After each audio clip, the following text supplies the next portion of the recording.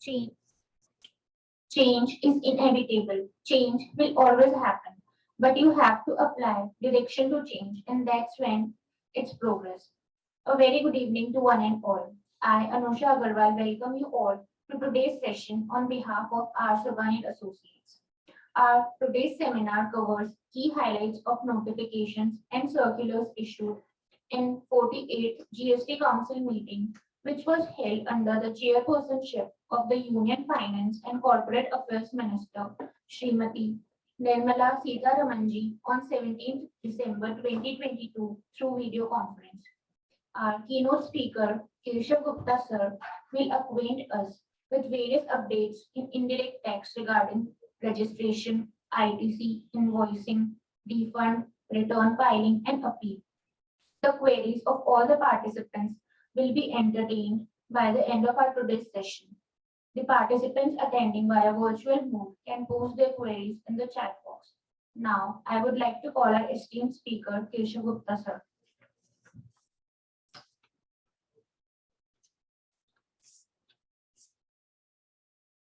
Thank you, Anusha ji. Thank you, Anusha ji. And on behalf of our Savani Associates, I welcome you all once again to this first session of year 2023.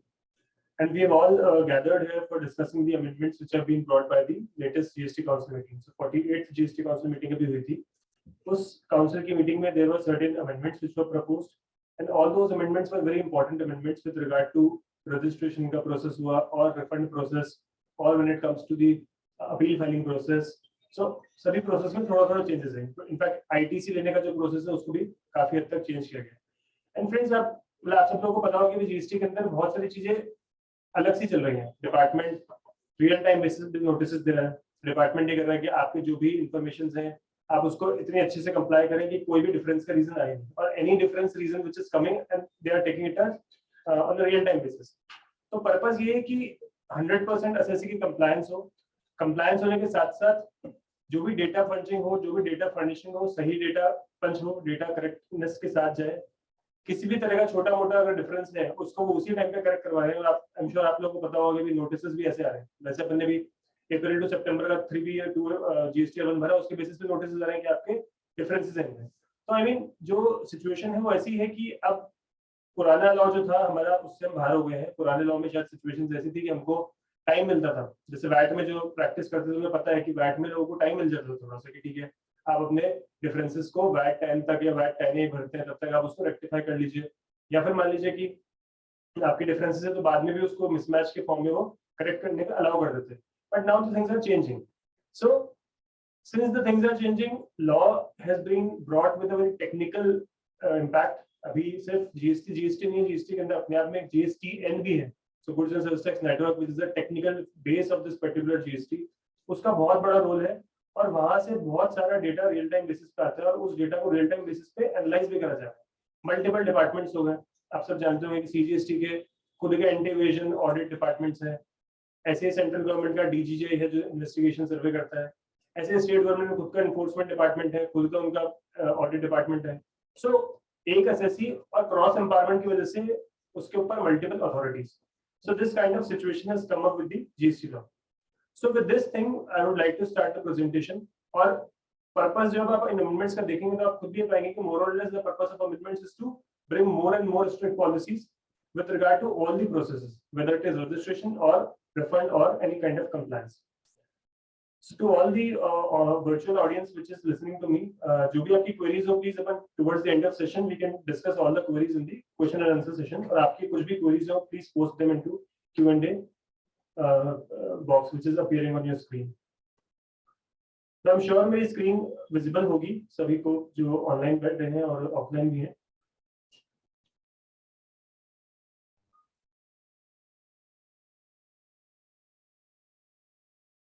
Yes.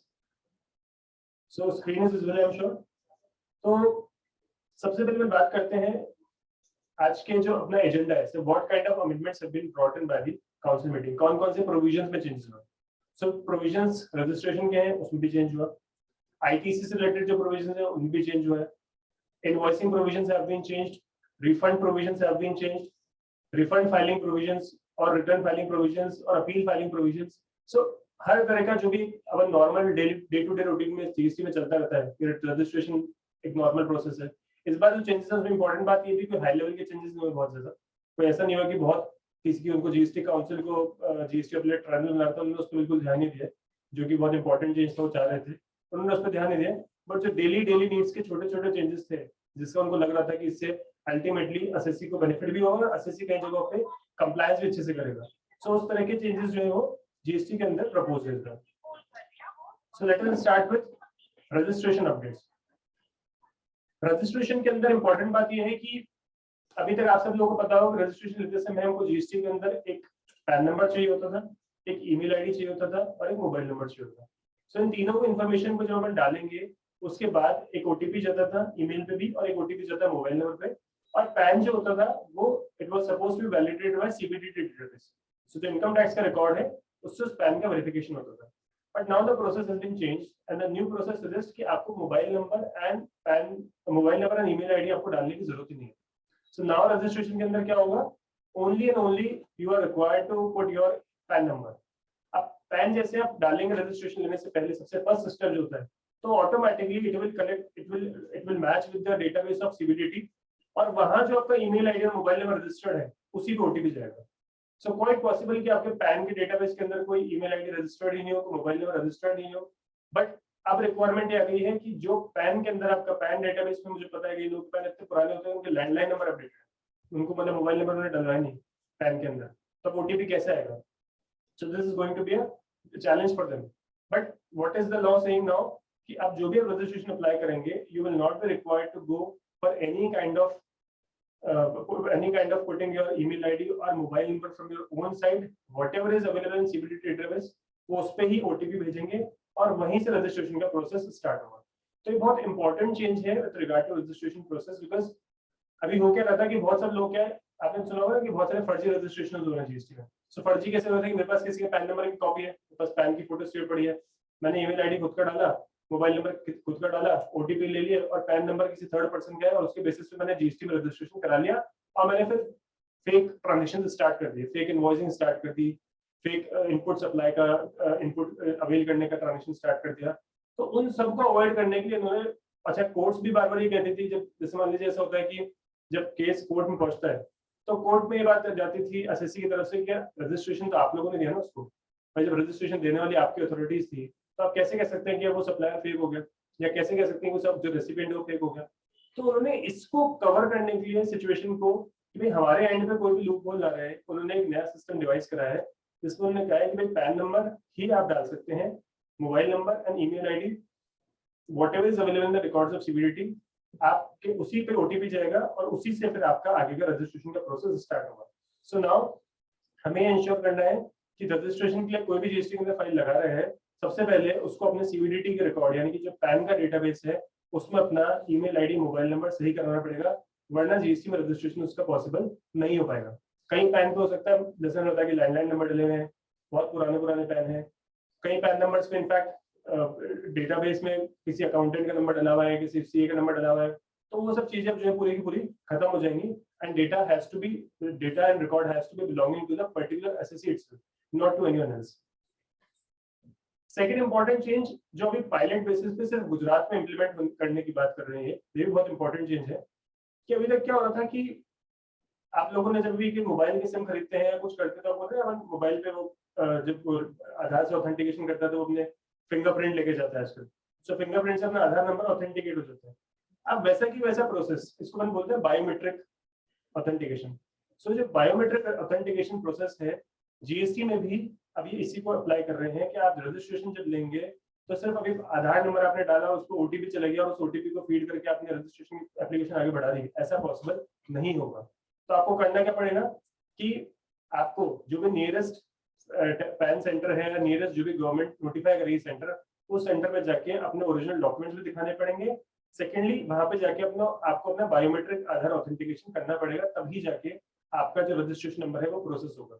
अब ये जो situation है कि कहाँ पे जाके आप उसको अपने ओरिजिनल डॉक्यूमेंट्स दिखाओगे रजिस्ट्रेशन के लिए या कहाँ पे जाके अपने बायोमेट्रिक ऑथेंटिकेशन करोगे, ये पूरे इंडिया लेवल पे होना है.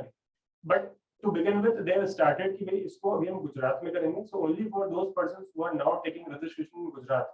गुजरात राजस्थान का नेबरिंग स्टेट है, काफी सारे अपने क्लाइंट्स राजस्थान में जो गुजरात में बिजनेस करते हैं and they are required to take registrations in Gujarat also कभी नए नए बिजनेस में. तो बेसिकली उन लोगों के लिए प्रैक्टिकल डिफिकल्टी आएगी कि उनको बायोमेट्रिक आधार ऑथेंटिकेशन करना पड़ेगा. गुजरात गवर्नमेंट जो होगी they will notify the facilitation centres where this biometric authentication is required to be done. और वहां पे उनका जो ओरिजिनल डॉक्यूमेंट्स है, सिर्फ फोटो कॉपी लगा दी, आधार नंबर डाल दिया, उससे काम नहीं चलेगा. They have to produce the original documents, then only एक तरह से जो उसको ओरिजिनल सील एंड वेरीफाइड करेंगे डिपार्टमेंट वाले, उसके बाद ही वो रजिस्ट्रेशन की एप्लीकेशन प्रोसेस करेंगे. So this process is going to be implemented only in Gujarat for a time being. इसी तरह से जो सेकेंड स्टेज है वो है कि अभी हमें पता है कि रजिस्ट्रेशन में जब अभी दो ऑप्शंस होते हैं, या तो आप अपनी एप्लीकेशन को आधार नंबर से वैलिडेट कर दीजिए, ऑल्टरनेटिवली आप आधार से नहीं कर रहे हैं तो जो भी ऑफिसर होता है वो प्लेस ऑफ बिजनेस का आके इंस्पेक्शन करता है. ठीक है. So the process currently is if you have Aadhaar number, no problem, your Aadhaar number will be verified from the Aadhaar portal and government of India का जो यूडिन का पोर्टल है, जीएसटी पोर्टल, दोनों अलाइंड है. तो ओटीपी के बेसिस पे वेरिफिकेशन हो जाता था. और उस सिचुएशन में ऑफिसर के पास चॉइस होती थी, वो बहुत रेयर चॉइस एक्सरसाइज करता था कि मैं जाके फिर भी किसी केस में जगह रजिस्ट्रेशन देने से पहले जगह को देख सकता हूँ. अब क्या हो गया है कि चेंज ये हो गया है कि अब physical verification of place of business before granting registration वो ज्यादा केसेस में होगा. सो एक नया रूल इंसर्ट किया गया, रूल 9 सब रूल 2 क्लॉज AA.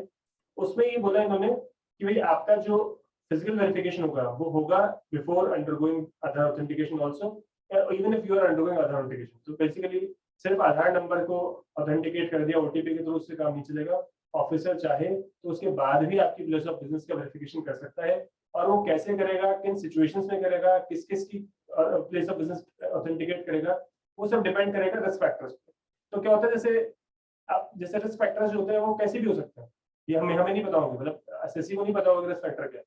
ये गवर्नमेंट खुद डिसाइड करती है कि जैसे मान लीजिए कि गवर्नमेंट को लगता है कि जयपुर में एक पर्टिकुलर कोई इलाका है, वहां पे उन्हें दिख रहा है कि यार वहां से बहुत फेक जो है काम चलता रहता है, वहां पे मतलब फेक फर्मों का बहुत रैकेट चलता है.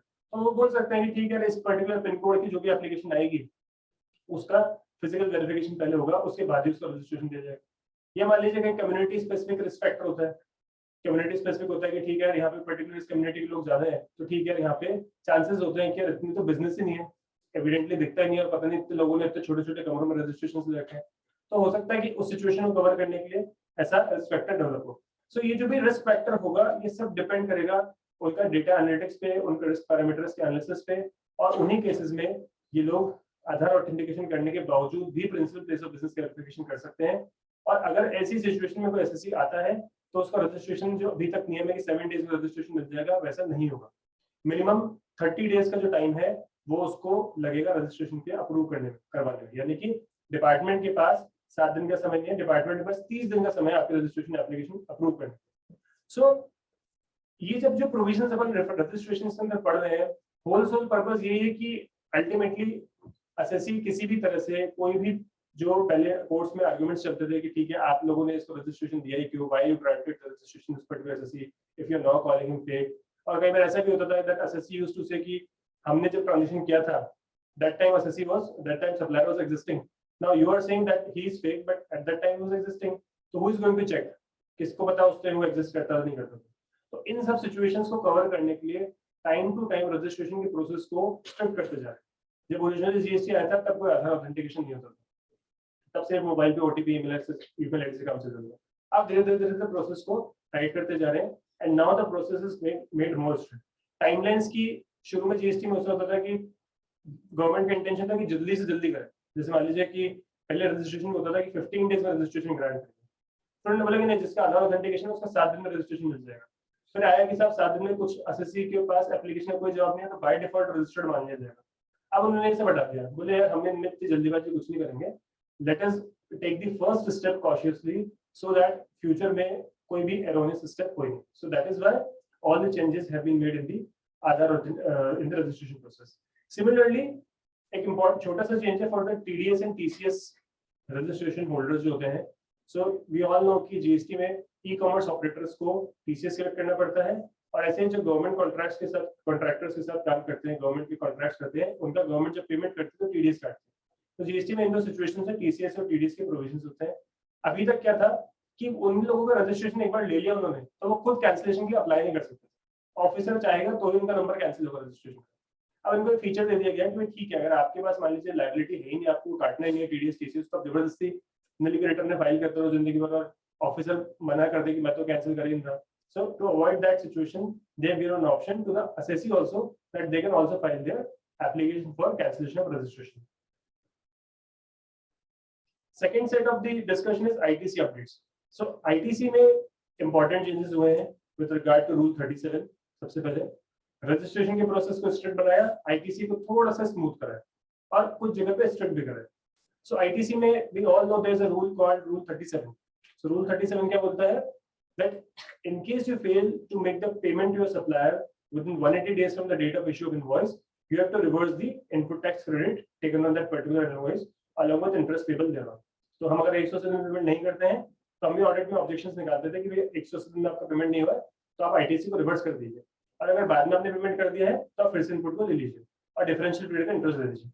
अब क्या हुआ कि इसमें बहुत बवाल चला, कई लोगों ने इस पर इंटरप्रिटेशन निकाला कि फेल्स टू पे कब होगा। जैसे मान लीजिए मेरा कॉन्ट्रैक्ट ही है कि मैं तो 200 दिन में पेमेंट करूंगा, तो आप लॉ में ऐसे कैसे लिख सकते हो कि 180 दिन में पेमेंट करना है। या फिर मान लीजिए मेरा कॉन्ट्रैक्ट ऐसा है कि मैं तो पेमेंट करता एलसी मोड पे हूँ, जो 180 दिन से ऊपर की एलसी होती है, तो उस सिचुएशन में आप कैसे कह सकते हो कि मुझे 180 दिन from the date of issue of invoice करना है।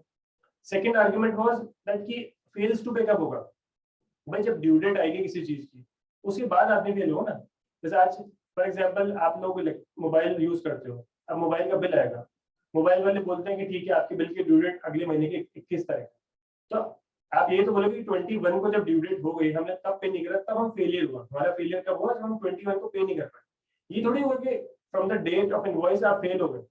सो fail was a word which was discussed very well in the courts also, but court ने बोला कि देखो वो बात सब सही है, आपकी फेलियर बाद में होगा, ड्यू डेट के बाद होगा, बट देन हम ये मानते हैं कि भाई चूंकि वहां पे लिखा हुआ है 180 days from the date of issue of invoice, तो इसका मतलब यही माना जाएगा कि आपका 180 डेज यहीं से काउंट करेंगे, not from the date when there is an actual due date. एक और आर्गुमेंट होता था कि कहीं पार्टियां बोलती है कि सर हमको तो इनवॉइस मिला ही 30 दिन बाद है, कि इनवॉइस तो हमको इनवॉइस इशू हो गया जनवरी में, हमको मिला फरवरी में, हमने उसको अकाउंट्स में डाला फरवरी के एंड में, अब आप 180 दिन काउंट करो जनवरी से, तो ये तो गलत है। बट ये सब आर्गुमेंट्स कोर्ट में नहीं चले, क्योंकि वहां पे अल्टीमेटली बात ये थी, एंड कई जगहों पे all these things are already under litigation also, that what when it will be called fails to pay. So now the change has been made, that first important change which has been made is कि जो ये point था कि payment of invoice should be made in full और should be made in part, किस situation में ITC reverse होगी। So there can be two situations.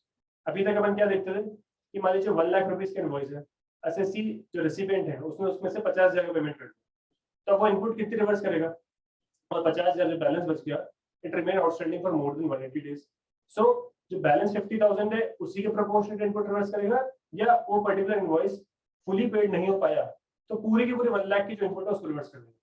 So now this has been clarified कि भाई आपका होली और पार्टली अगर पूरा इनवॉइस पेंडिंग है then you have to reverse the entire amount of ITC. If your invoice is partly paid, then you have to reverse the proportionate ITC. So now they have made it clear कि आपको करना 180 days में reversal है, but proportionate ही करना है अगर आपका invoice partly paid है तो। और जब इनको अपन रिवर्स करेंगे तो along with interest under section 50 उसको रिवर्स करेंगे।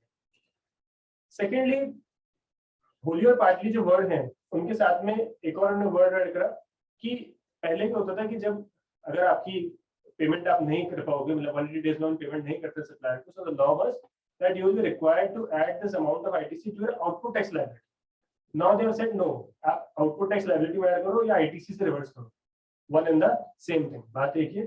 सो they have added the word reverse also, that when recipient fails to pay to the value to the supplier either wholly or partly along with tax, the recipient is required to pay or reverse the ITC along with availed only in proportion to the amount unpaid to the supplier. So this has been changed, but there is no change with regard to the word fail. Still there is a controversy कि भाई fail कब होगा, वो 180 days जो count होंगे from the date of issue of invoice होंगे, या from the date when it became due for payment, invoice actually became due for payment, तब से होंगे। So that controversy still continues. The only thing which has been clarified is कि आपको invoice में जितना payment आप कर चुके हो उतने की आईटीसी रिवर्स मत करना. अगर कुछ इनवॉइस का पेमेंट बैलेंस रह गया है उसी की इनपुट को अपन को रिवर्स करना है. So the position with regard to the failure remains same. And अभी तक ये था कि failure to pay जो होगा that has to be seen wholly or partly. कैसे देखा जाएगा? Now they have clarified that it can be seen. It has to be seen either wholly or partially depending upon the payment already made. इसी तरह से एक नया rule introduce हुआ है, रूल 37A. So 37 अपन ने भी डिस्कस करा that reversal required in case of 180 days में failure to make the payment. Now there is a new rule which is called 37A, which is applicable in the situations when there is a non-payment of tax by the supplier. So basically what happens when we do a transaction in GST, हम supplier है suppose करिए, हमने recipient को services the, so recipient will make us the payment, we will make the payment to the government for the GST portion. Now कई बार ऐसा होता है कि recipient ने तो supplier को पेमेंट कर दिया, बैंक अकाउंट में दिखा दिया डिपार्टमेंट वालों को कि भाई देखो हमने तो बैंक से उसको टैक्स हमें पेमेंट कर दिया, बट बैंक डिपार्टमेंट वाले बोलते हैं कि उसने टैक्स जमा नहीं करा. वो ये बोलते थे कि सब आपके सप्लायर ने टैक्स जमा नहीं करा. एसएससी कहते थे मुझे क्या पता उसके सप्लायर ने टैक्स जमा क्यों नहीं कराया, और ये तो कोई बात नहीं हुई ना, मैंने तो उनको पेमेंट कर दिया. Now you are saying that he is not deposited the tax which is wrong. मैंने तो पेमेंट कर दिया बैंक से, आप मेरा बैंक स्टेटमेंट देख लो. तो उस सिचुएशन को कवर करने के लिए एक नया रूल इंट्रोड्यूस हुआ है, रूल 37A, कि भाई कब तक तो आप इनपुट ले सकते हो, कब आपको उसकी इनपुट रिवर्स करनी है और कब आपको उसके इनपुट को वापस मिल जाएगा. सो एक नया रूल इंट्रोड्यूस हुआ है, रूल 37A. ये बोलता है कि अगर मान लीजिए आपके और सप्लायर के बीच में ट्रांजेक्शन हुआ और सप्लायर को आपने पूरा पेमेंट कर दिया, ठीक है ना, आपने जो समय सीमा जो भी थी उसके अंदर पेमेंट कर दिया, एंड सब्सिक्वेंटली सप्लायर ने उसका पेमेंट गवर्नमेंट को नहीं करा. So what is the mechanism? So the recipient he must have availed the ITC, क्योंकि उसके पास तो जैसे भी आया होगा he must have availed the ITC. और उसने आईटीसी कैसे अवेल करी होगी? On the basis of details appearing in GSTR 1 of the supplier, यानी कि हमारे जीएसटीआर 2 में हमको बिल दिख गया होगा, हमने इनपुट लिखी होगी. अब हमें ये नहीं पता कि उसने पेमेंट ऑफ टैक्स करा है या नहीं करा. Same situation. अब सब्सिक्वेंटली सप्लायर ने टैक्स का पेमेंट करा ही नहीं है और उन्होंने डेडलाइन दी है 30 सितंबर of the next financial year, यानी कि फॉर एग्जांपल 1 अप्रैल से लेकर के 31 मार्च तक के बीच में जो ट्रांजेक्शंस हो रहे हैं, उन ट्रांजेक्शंस की हम बात कर रहे हैं, उसका हमने सप्लायर को पेमेंट कर दिया, बट सप्लायर ने गवर्नमेंट को टैक्स का पेमेंट नहीं करा. वो इनको कैसे पता चलेगा कि उसने 3B फाइल नहीं करी, क्योंकि 3B से टैक्स का पेमेंट करेगा. सो उसने अगर 3B फाइल नहीं करी है तो गवर्नमेंट बोल रही है कि उसने 3B फाइल नहीं करी है अप टू 30 सितंबर.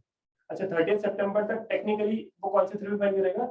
अगस्त की मंथ की, ठीक है. सो यानी कि 20 सितंबर एक तरह से हम पकड़ लें जो ड्यू डेट होती है, यानी कि अगस्त की जीएसटी 3B. सो अगस्त की GST 3B has to be seen कि उसने अगस्त की जीएसटी 3B तक अभी उस 3B मतलब अगस्त की जो मंथ है तब तक भी उस पर्टिकुलर 3B को फाइल किया ही नहीं है, ठीक है. सिर्फ उसने जीएसटी 1 फाइल कर रखी है. तो उस सिचुएशन में रेसिपिएंट को क्या करना है? Now the recipient will be required to reverse the ITC by the end of 30th November, ठीक है. So recipient को उन्होंने 1 महीने की विंडो और दे दी, मतलब अगस्त के बाद सितंबर अक्टूबर 2 महीने की विंडो और दे दी कि भाई आप अभी भी उसको आराम से समझा लो बुझा लो कि he files 3B. If he do not file 3B by that time also supposedly, then you will be required to reverse the ITC by 30th of November. 30th of November यानी कि 20th of November, अक्टूबर का return. अक्टूबर का return में 20 तारीख तक बढ़ता है. तो 20 तारीख तक अक्टूबर का रिटर्न भरना है उनको 20 नवंबर तक. तब तक आपको अपने अक्टूबर के रिटर्न के अंदर उस पर्टिकुलर इनवॉइस के इनपुट को रिवर्स करना है. कौन सा इनवॉइस? जो सप्लायर ने गवर्नमेंट को टैक्स पे नहीं करा. कैसे पता चलेगा कि जीएसटीआर 1 तो उसने भर दी, जीएसटीआर 3 नहीं भरी है. अब अज्यूमिंग कोई लोग कहते हैं कि नहीं हमने तो साहब सप्लायर को पेमेंट कर दिया, हमारी गलती क्या है, तो उनके लिए कॉन्सिक्वेंसेस क्या है? अगर मान लीजिए रेसिपिएंट ने आईटीसी रिवर्स नहीं करी 30 नवंबर तक जो इनको बताया नहीं करी है, सो इन दैट केस रेसिपिएंट को अलॉन्ग विद इंटरेस्ट उस आईटीसी को रिवर्स करना पड़ेगा. लॉ ने बोला कि 30 नवंबर तक आप कर दो, कोई ब्याज नहीं है, ठीक है. बट जैसे if you cross the date of 30 नवंबर you will be required to pay interest also from the 1 December onwards आपको इंटरेस्ट भी देना पड़ेगा. 30 नवंबर तक हम आपको छूट दे रहे हैं, but from 1 December onwards you will be required to pay interest as well as reversal of ITC, both you have to do. और अब क्या होगा? सिचुएशन ऐसी हो सकती है कि बाद में सप्लायर ने पेमेंट कर दिया, बाद में सप्लायर ने 3B भर दी, ठीक है. जब बाद में सप्लायर ने 3B भर दी तो उन्होंने ऑप्शन दे दिया कि भाई ठीक है आपने एक बार रिवर्स कर दिया था, now supplier has filed the 3B again, now you can take the ITC again. So basically provision को एकदम क्रिस्टल क्लियर कर दिया. और ऐसा क्यों किया? क्योंकि सेक्शन 16(2)(c) में कंडीशन क्या थी? That he has paid the taxes to government. जो इनपुट लेने की कंडीशन है उसमें सेक्शन 16 सबसेक्शन 2 क्लॉज सी बोलता था that supplier has paid the taxes to the government. ये लिखा हुआ है कब पे करना है, मतलब उसमें ये थोड़ी था कि आप नवंबर तक करोगे, दिसंबर तक करोगे, सितंबर तक करोगे, वहाँ ये था कि he has paid the taxes to the government. तो गवर्नमेंट ने उसी चीज को यहाँ पे रेक्टिफाई करा कि ठीक है, उसने हमने एक फॉर्मूला बना दिया, एक ट्राइब बना दिया कि सितंबर तक 30 सितंबर तक अगर वो 3B नहीं बढ़ता है। अच्छा, यहाँ पे इंपॉर्टेंट चीज एक और है कि उसमें सिर्फ ये कंडीशन नहीं कि उसने 3B फाइल नहीं करी। अब ये नहीं पता उसने 3B फाइल नील की कर दी है या भर के करी है, तो हमें पता ही नहीं, क्योंकि हम सप्लायर का 3B तो देख नहीं सकते, हम तो सिर्फ ये देख सकते हैं कि सप्लायर ने 3B फाइल करी या नहीं करी। This fact can be verified because we check it GST invoice. We can see when we search the GST, वहाँ पे टेबल आ जाती है कि मैं उसने 1 फाइल कर दी, 3 फाइल कर दी। अब as a recipient मुझे क्या देखना है कि okay, he has filed both the things. Now since he has filed, I am not required to reverse the ITC. If he has not filed 3B, then in that case I will be required to reverse the ITC by 30th of November and actually which is October का GST 3B. If I do not reverse, I will be required to pay interest from 1st of December. And whenever he files 3B, जैसे मुझे information मिलती है, I can claim this credit back. Obviously, वापस return में कोई interest आपका माफ नहीं होगा, रिटर्न इंटरेस्ट नहीं मिलेगा.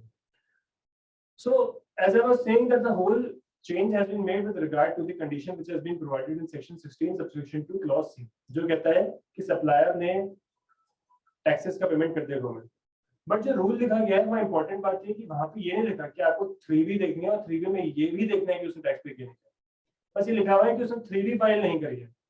तो 3B अगर उसने फाइल कर दी मान लीजिए सप्लायर ने, and even if he has filed that 3B of nil, तो भी government technically as per rule हमको इनपुट रिवर्स करने की जरूरत नहीं पड़ेगी रेसिपिएंट, क्योंकि रेसिपिएंट को रूल के अकॉर्डिंग से ये देखना है कि उसने 3B फाइल कर दी और 1 फाइल कर दी. बट 16(2)C क्या बोलता है कि पेमेंट ऑफ टैक्स होना चाहिए actually. So there is still a contradiction. So कैसे कॉन्ट्राडिक्शन है कि सप्लायर ने अगर मान लीजिए इनवॉइस को 3D के अंदर दिखाया नहीं, सपोज 1 में दिखा दिया और 3B के अंदर उसने टैक्स का पेमेंट ही नहीं करा, तो फिर तो भी 16(2)C की वायलेशन होती रहेगी. एंड इसलिए प्रैक्टिकली रेसिपिएंट के लिए अभी भी डिफिकल्ट है इस चीज को जस्टिफाई करना गवर्नमेंट को कि भाई मैंने 16(2)C की कंप्लायंस कर दी. Government has brought this rule for the purpose of 16(2)C, but the words of 16(2)C and the words of rule 37A which has been introduced for this purpose are different है, क्योंकि वहाँ payment of taxes लिखा है, यहाँ पे लिखा है कि भाई 3B फाइल कर दो. 3B कैसी फाइल करें, उसकी कॉपी लेनी है हमको देखना है टैक्स पे करा नहीं करा उसने, ये हम देख नहीं सकते. As a resident you can not see all this. Similarly as I told कि आपको सिर्फ ये देखना है कि उसने फाइल करी नहीं करी है, तो रिटर्न फाइलिंग वेरिफिकेशन का एक ऑप्शन आता है, जीएसटी नंबर डालिए, उसकी पूरी टेबल खुल जाती है जिसमें दिख जाता है कि उसने रिटर्न फाइल करी है या नहीं करी है.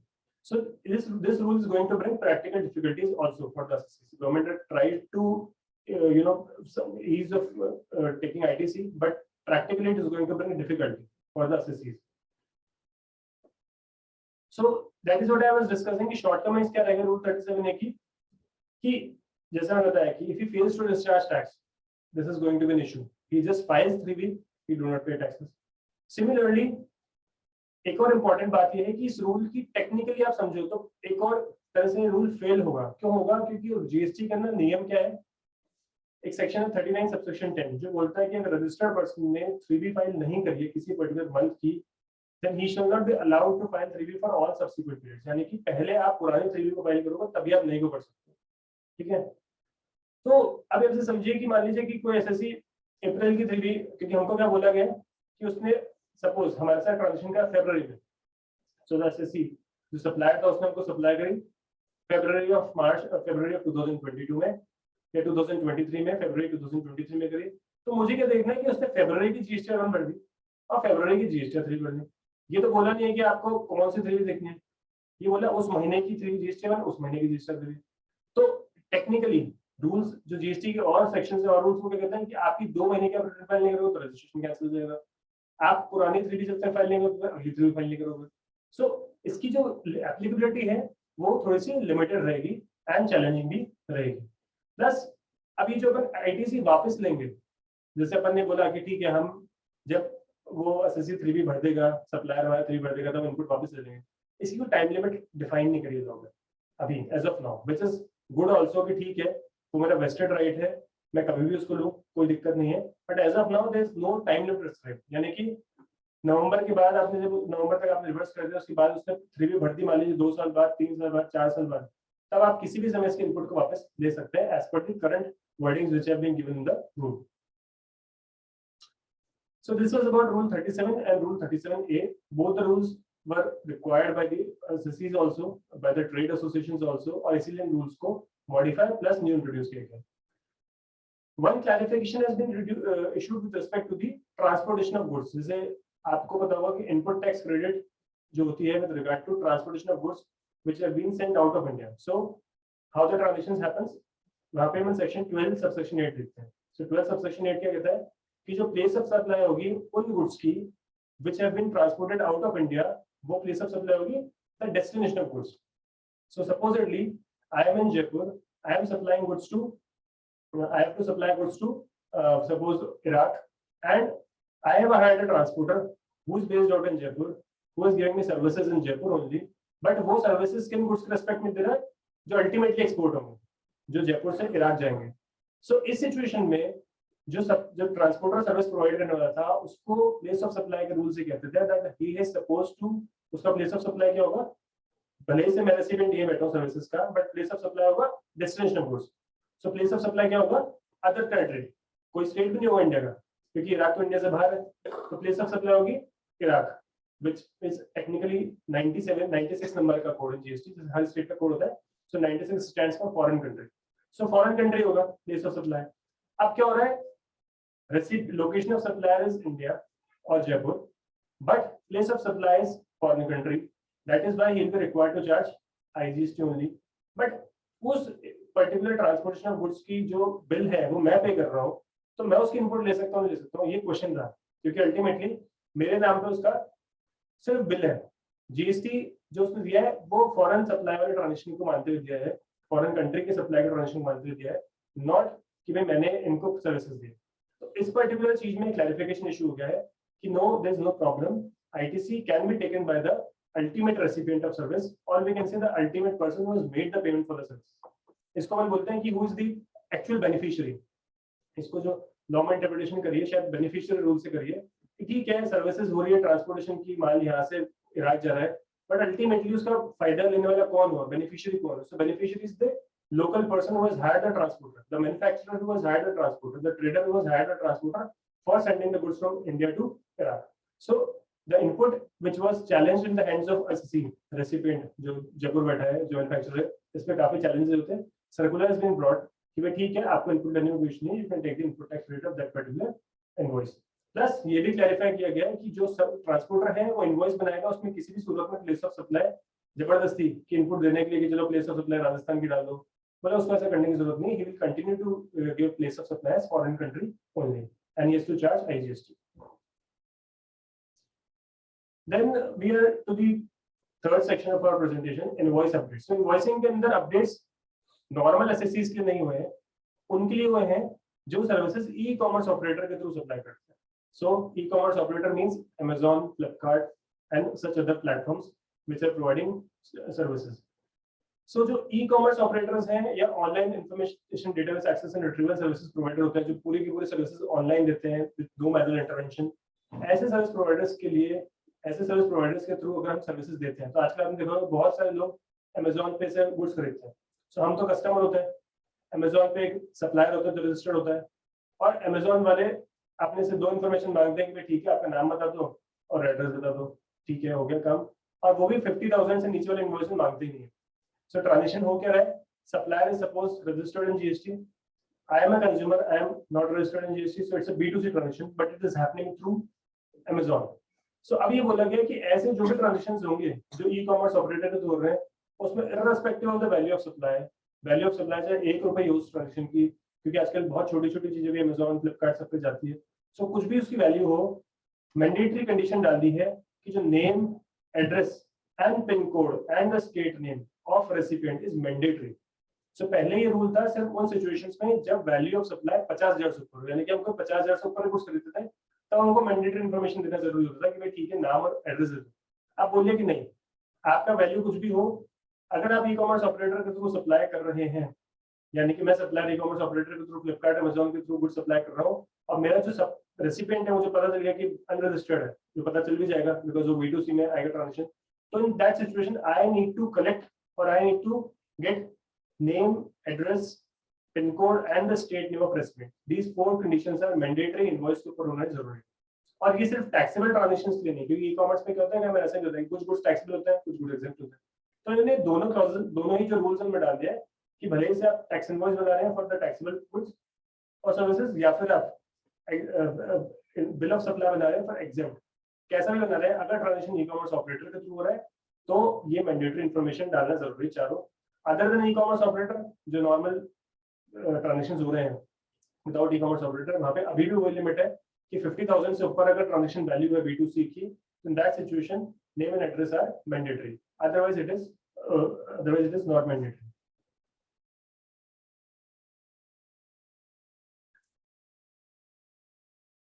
Now coming to the fourth section of our discussion is refund update. So invoicing के अंदर जो changes थे वो majorly e-commerce के थे। अपन ने देखा ITC के अंदर changes हुए, they were all with regard to the ITC availment, कैसे ITC लेनी है, ट्रांसपोर्टेशन के लिए कैसे क्या करना है। Now refund के लिए भी इन्होंने इस बार जो प्रोविजन दिया है वो दिया है रियल एस्टेट सेक्टर को थोड़ा सा ध्यान में रखते हुए, which is predominantly B2C supply, जहाँ पे आप समझोगे रियल एस्टेट सेक्टर के अंदर नॉर्मली जो सब घर खरीदता है वो बायर जीएसटी में रजिस्टर्ड नहीं होता है, वो अल्टीमेट रेसिपिएंट ही होता है। सो अब उन सिचुएशंस में क्या होता है कि बहुत सारी जगह ऐसा होता था कि पैसा भर नहीं पाता था बायर, तो ट्रांजेक्शन कैंसिल हो जाता था, या फिर मान लीजिए कि उसने 4 किस्तें भर दी, 5वीं नहीं भर पाया तो फिर ट्रांजेक्शन कैंसिल हो गया, या उसने बुकिंग करा दिया फिर ट्रांजेक्शन कैंसिल हो गया। तो होता क्या था कि जो बिल्डर है he is suppose to collect GST, उसका तो कंस्ट्रक्शन सर्विसेज पे उसको जीएसटी कलेक्ट करना है। So builder was collecting GST on construction services, but ultimately और ड्यू टू सम और other reason the deal was cancelled. Then in that case दो situations होती थी। अगर बिल्डर ने, मैं रिफंड मांगूंगा, suppose I am a customer so I ask for the refund कि मुझे आप पैसा मेरा वापस दो, तो जो पैसा वापस मैं देता था तो बिल्डर यूज्ड टू से कि ठीक है sir, you take the basic value, GST we already paid to the government so we can not give you GST back. तो जीएसटी तो सरकार में जमा हो गया, आपके नाम पे जमा हुआ है, बट अब जमा हो गया होंगे, आप हमें आपको दे नहीं सकते हैं, और आप सिर्फ जो बेसिक वैल्यू है, सपोज 50 लाख रुपीज उसने लिए थे, तो 50 लाख का उसने 5% जीएसटी लिया था, तो कहते हैं 50 लाख ले लो, 5% जीएसटी इज गॉन। अब आप ये समझो कि रेसिपिएंट अल्टीमेटली जो मैं एज अ जो बायर हूँ, ना तो मुझे घर मिला, ठीक है, ना मुझे कोई सर्विस मिली, और फोकट का जीएसटी और जेब से चले गया। सो इन सब सिचुएशन से रियल एस्टेट सेक्टर के अंदर एक डीमोटिवेशन हो रहा था, क्योंकि बहुत लोग क्या कर रहे थे, घर बुक कराने से पहले सर आप जीएसटी अभी लोगे क्या, अभी ले लोगे, फिर सर बाद में हो जाएगा तो क्या करोगे। तो उन सबको कैसे मोटिवेटेड रखें, you know real estate sector is the biggest sector और one of the biggest sectors of our country, उसको बूस्ट मिलना जरूरी है। रियल एस्टेट से बहुत सारे सेक्टर्स अलाइंड है, अगर रियल एस्टेट सेक्टर में किसी भी तरह का डाउनवर्ड ट्रेंड आता है, किसी भी तरह का डिमोटिवेशन आता है, तो ऑटोमेटिकली वो अदर सेक्टर्स में दिखता है, ठीक है। So to bring that situation in a crystal clear position, they have now introduced the provision of refund to unregistered persons. So अभी तक क्या होता था, जीएसटी में रिफंड किसको मिलेगा, either to the exporter of goods or services or to the inverted duty structure, ये तो मिलता था अनयूटिलाइज्ड इंटरेस्ट रेट का। इसके अलावा अदरवाइज भी जो भी रिफंड मिलते थे वो रजिस्टर्ड पर्सन्स को मिलते थे, चाहे वो कैश लेजर में पेमेंट पड़ा हो उसका रिफंड हो, या टीडीएस का रिफंड हो, all those are available to the registered persons only. Now for the first time they have introduced refund to unregistered persons, and इसमें इंपॉर्टेंट बात ये कि जब हम सेक्शन 54 पढ़ेंगे, ये वैसे भी था लॉ में, मतलब ऐसा नहीं कि मैंने कोई नई चीज इंट्रोड्यूस की। अगर आप लॉ पढ़ेंगे, so law section 54 starts with any person claiming the refund of GST, any person, so it starts with any person. So important thing is कि वहां उन्होंने ये नहीं कहते कि any registered person can claim the refund of GST, they wrote any person। और आप जब पर्सन की डेफिनेशन में जाओगे तो पर्सन में वही सब जो अपने इंडिविजुअल एचओ बीओपी वही होता है, even if they are registered in GST or not registered in GST. So person was a wider term. Person is a wider term. Person cannot be said कि इसमें से registered लोग GST में refund apply करेंगे, unregistered नहीं करेंगे। So section 54 जो है, which was the base of refund, सबसे first section जो है उसका subsection 1, it starts with any person, and शुरू से ही ऐसा था that this particular facility should be provided to the registered persons as well as unregistered persons. But हो क्या रहा था, there was no technical support. Now, how will a registered person? The registered person definitely can claim a refund, but unregistered person होगा refund कैसे claim करेगा? और ultimately unregistered person तो वो आदमी होगा जिसने incidence of tax पूरा की पूरा bond कर दिया। Indirect taxes में तो भरना ही ultimately consumer को होता है, और यहाँ सिचुएशन ऐसी हो रही थी कि भाई उसने तो कुछ मिला ही नहीं, उसको सर्विसेज मिली नहीं, फिर भी उसने टैक्स भर दिया। तो एक तरह से जीएसटी का जो बेसिक वैल्यूज है, बेसिक प्रिंसिपल्स है, उसमें थोड़ा सा कॉन्फ्लिक्ट हो रहा है। So that is why they have brought the principle of refund to unregistered person. Now उसका इन्होंने पूरा एक प्रोसेस दिया है कि कैसे वो आदमी रिफंड लेगा, कैसे वो पोर्टल पर अप्लाई करेगा। बट यस, इसमें इन्होंने ये बोला है, अभी इनिशियली इन्होंने बोला है कि ये फैसिलिटी मतलब आई ये बोल के है कि रियल एस्टेट सेक्टर में या फ्लैट बिल्डिंग के जो कॉन्ट्रैक्ट होते हैं वो कैंसिल हो जाते हैं उन सिचुएशंस के अंदर, या फिर जैसे मान लीजिए कोई लॉन्ग टर्म इंश्योरेंस पॉलिसी है, जैसे आज आप समझते हो टर्म इंश्योरेंस होता है, उसमें होता है कि भाई आप 10 साल तक प्रीमियम देते रहो और फिर आपको आगे जाके भविष्य में जब आप कुछ हो जाओगे तब आपको पैसा मिलेगा, या आप 10 साल तक तो पैसा दीजिए, फिर 16 साल के बाद आपको मनी बैक स्टार्ट हो जाएगा, ऐसी पॉलिसीज होती है। तो इन सब पॉलिसीज में होता क्या है कि सर्विस लॉन्ग टर्म की नहीं है।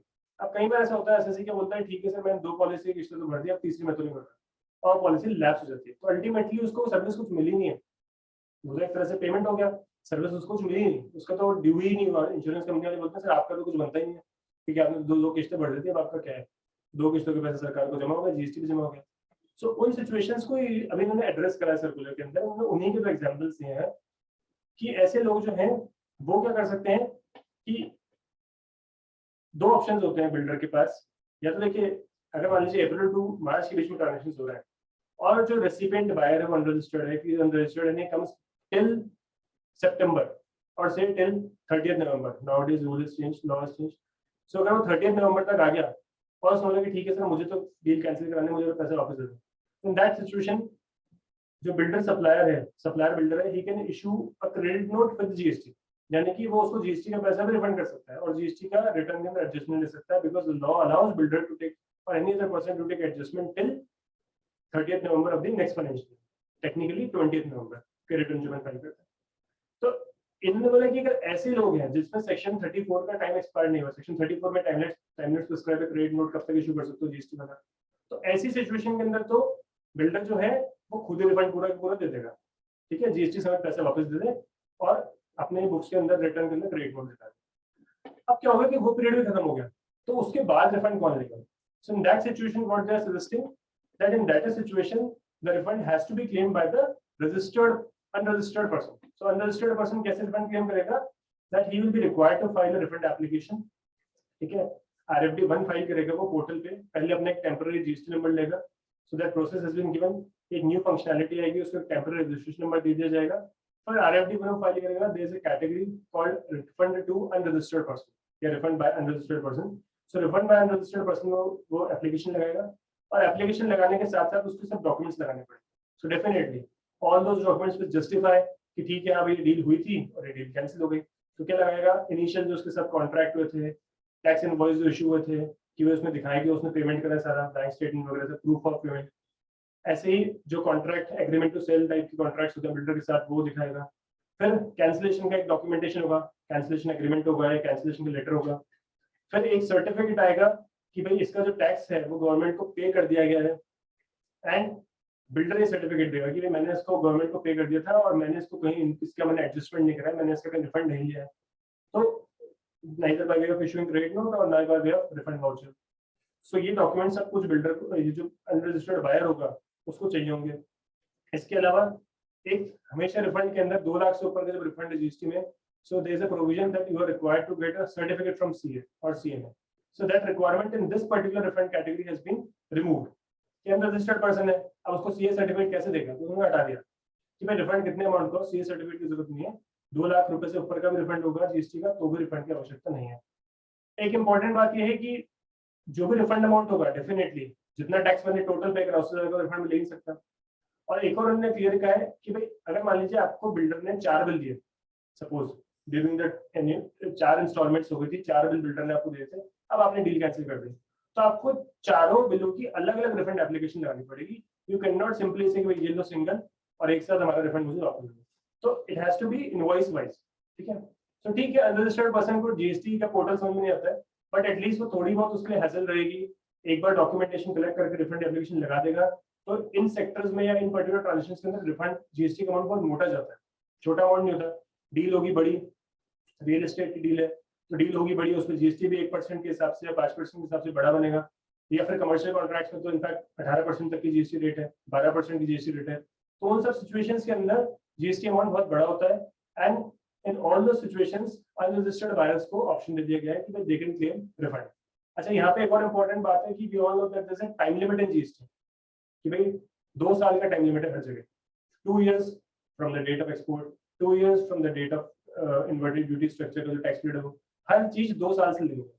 यहाँ पर उन्होंने कहा कि 2 साल कब से आप काउंट करोगे, from the date one deal is cancel. तो जिस दिन एग्रीमेंट हो गया फाइनल कि भैया ये डील कैंसिल हो रही है, अब जो बिल्डर है और फ्लैट ओनर है उसके बीच में कैंसिलेशन का एग्रीमेंट साइन हो चुका है, उस दिन से 2 साल का टाइम है कि वो बिल्डर से तो रिफंड अगर बिल्डर दे सकता है सितंबर तक की पीरियड के अंदर तो बिल्डर दे देगा, नहीं तो फिर वो खुद जाकर जीएसटी पोर्टल पर रिफंड एप्लीकेशन लगाए और जीएसटी का पेमेंट गवर्नमेंट से वापस ले ले। So that principally what they are saying is since he has not received any services, so in that case he should not be liable to the GST also. Now the thing is कि अभी इन्होंने ये बोला कि ये जो चीज है ये एप्लीकेबल है ओनली इन केस, अभी जो सर्कुलर आप पढ़ोगे उसमें लिखा हुआ है कि ये सिर्फ हम इस तरह के ट्रांजेक्शन ले कर रहे हैं जैसे रियल एस्टेट सेक्टर में हो गए या फिर लॉन्ग टर्म इंश्योरेंस पॉलिसी हो गए, बट ऐसे बहुत सारे और भी सेक्टर्स हैं। सपोज अपने सेक्टर की बात करें कि हम सीए हैं, हम बिल इनवॉइस रेज करते हैं, इनवॉइस रेज करते हैं तो कई बार ऐसा होता है कि क्लाइंट बोलता है कि सितंबर तक तो सर आप क्रेडिट नोट विद जीएसटी दोगे। सितंबर के बाद हम खुद भी सोचते हैं कि तो जीएसटी तो गया सरकार को क्योंकि अब तो इसको एडजस्ट नहीं कर सकते तो हम क्या करें। क्लाइंट बोलता है कि सर मैंने तो सर्विसेज ली नहीं आपसे, सबसे पहले बिल आप पेमेंट करने का सिस्टम है उसमें सर मैं तो ये कब मैंने कब कराई service.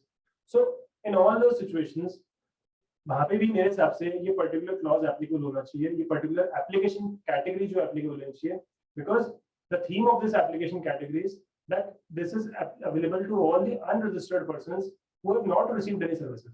So it is not just in case of real estate sector. वहीं थोड़ी ऐसा होता है कि उसको सर्विसेज नहीं मिली तो उनको रिफंड दे देंगे, बाकी सबको तो सर्विसेज मिली होंगी। ऐसा बहुत सारे और सेक्टर्स में भी होता है जहाँ पे एक्चुअली में सर्विसेज रिसीव नहीं होती है और टैक्स जो है वो चल जाता है गवर्नमेंट को। So to my understanding they have not clarified in that particular circular कि भाई हम ये सिर्फ किन के लिए कह रहे हैं, या हम सिर्फ इन्हीं दो लोगों के लिए कह रहे हैं रियल एस्टेट और लॉन्ग टर्म इंश्योरेंस पॉलिसीज के लिए। But to my understanding, the broader principles have been laid down. The law itself is clear. Section 54 is clear कि ठीक है application can be filed by any person. तो सबको इसका advantage मिल सकता है. All the categories which are having such transactions they can be covered. So this was an important update in refund filing provisions. Now we are at the fifth section, return filing updates. अब return के अंदर भी changes आए हैं. कुछ पुराने जो आप थे 2017, 18, 19 के उनको धोने के लिए आए और कुछ इन्होंने अदरवाइज भी दिए कि ठीक है मतलब अब क्या करेंगे, ऐसे प्रोविजंस के अंदर क्या होगा, कॉम्प्लिकेशंस के अंदर क्या होगा। So all those return filing updates we are going to discuss now. सबसे पहले एक नया रूल आया है, रूल 88C। सो रूल 88C बिल्कुल एक नया रूल है। As I started in beginning that nowadays technology इतनी ज्यादा एडवांस है जीएसटी के अंदर कि एक डिफरेंस आता नहीं है उससे तुरंत अगले महीने नोटिस आता है, मतलब वेट भी नहीं करते हैं वो कि नोटिस दे, हो सकता है एसएससी उसको अमेंडमेंट कर दे, कुछ कर दे, पर उससे पहले तो वो नोटिस दे भी देते हैं कि आपके 1 और 3 में डिफरेंस है। सो अभी ये प्रैक्टिकली हो रहा था बट लॉ में लिखा हुआ नहीं था, तो अभी कह सकते हो आप इसको एक लॉ के अंदर डालने की बात कर रहे हैं बाय वे ऑफ डालने की बात इनफैक्ट डाल ही दिया है bye way of rule 88C।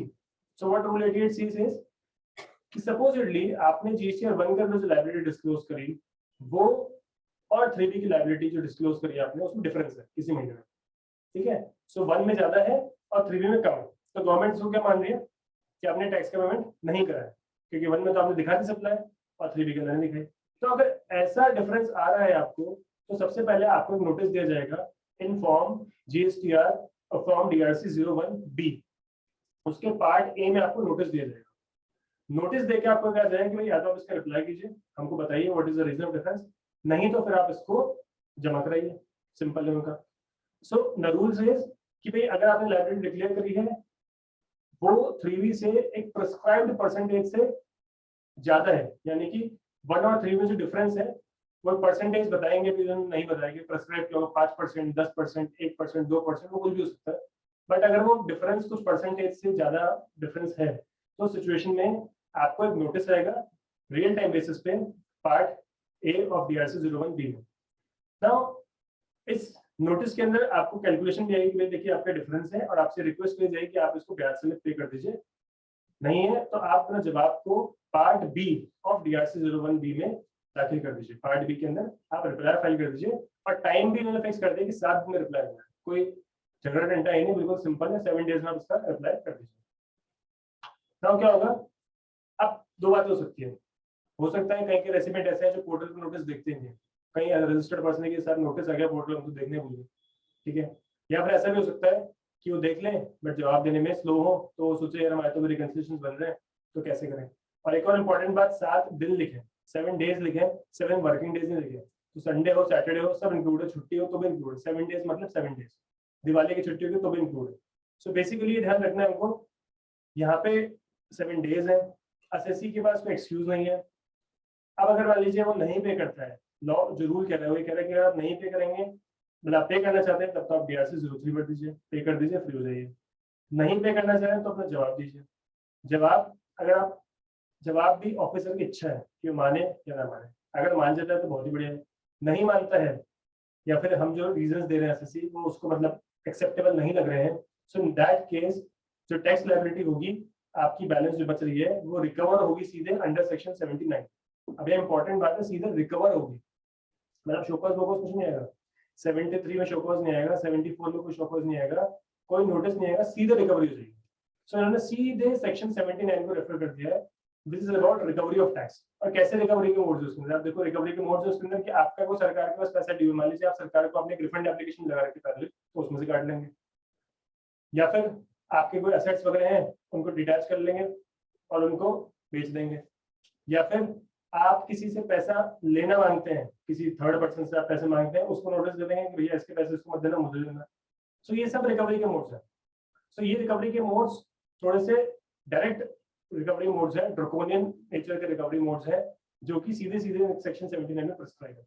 So important बात ये कि अब जीएसटीआर 1 और 3B के अंदर डिफरेंस अगर आ रहा है तो मतलब एक तो पोर्टल पर रियल टाइम बेसिस पे आपको पता होना चाहिए कि मैं एडिशनल नोटिस एंड ऑर्डर्स की जो टैब है यूजर सर्विसेज में, या फिर व्यू नोटिस एंड ऑर्डर्स है, उसको देखता रहूं।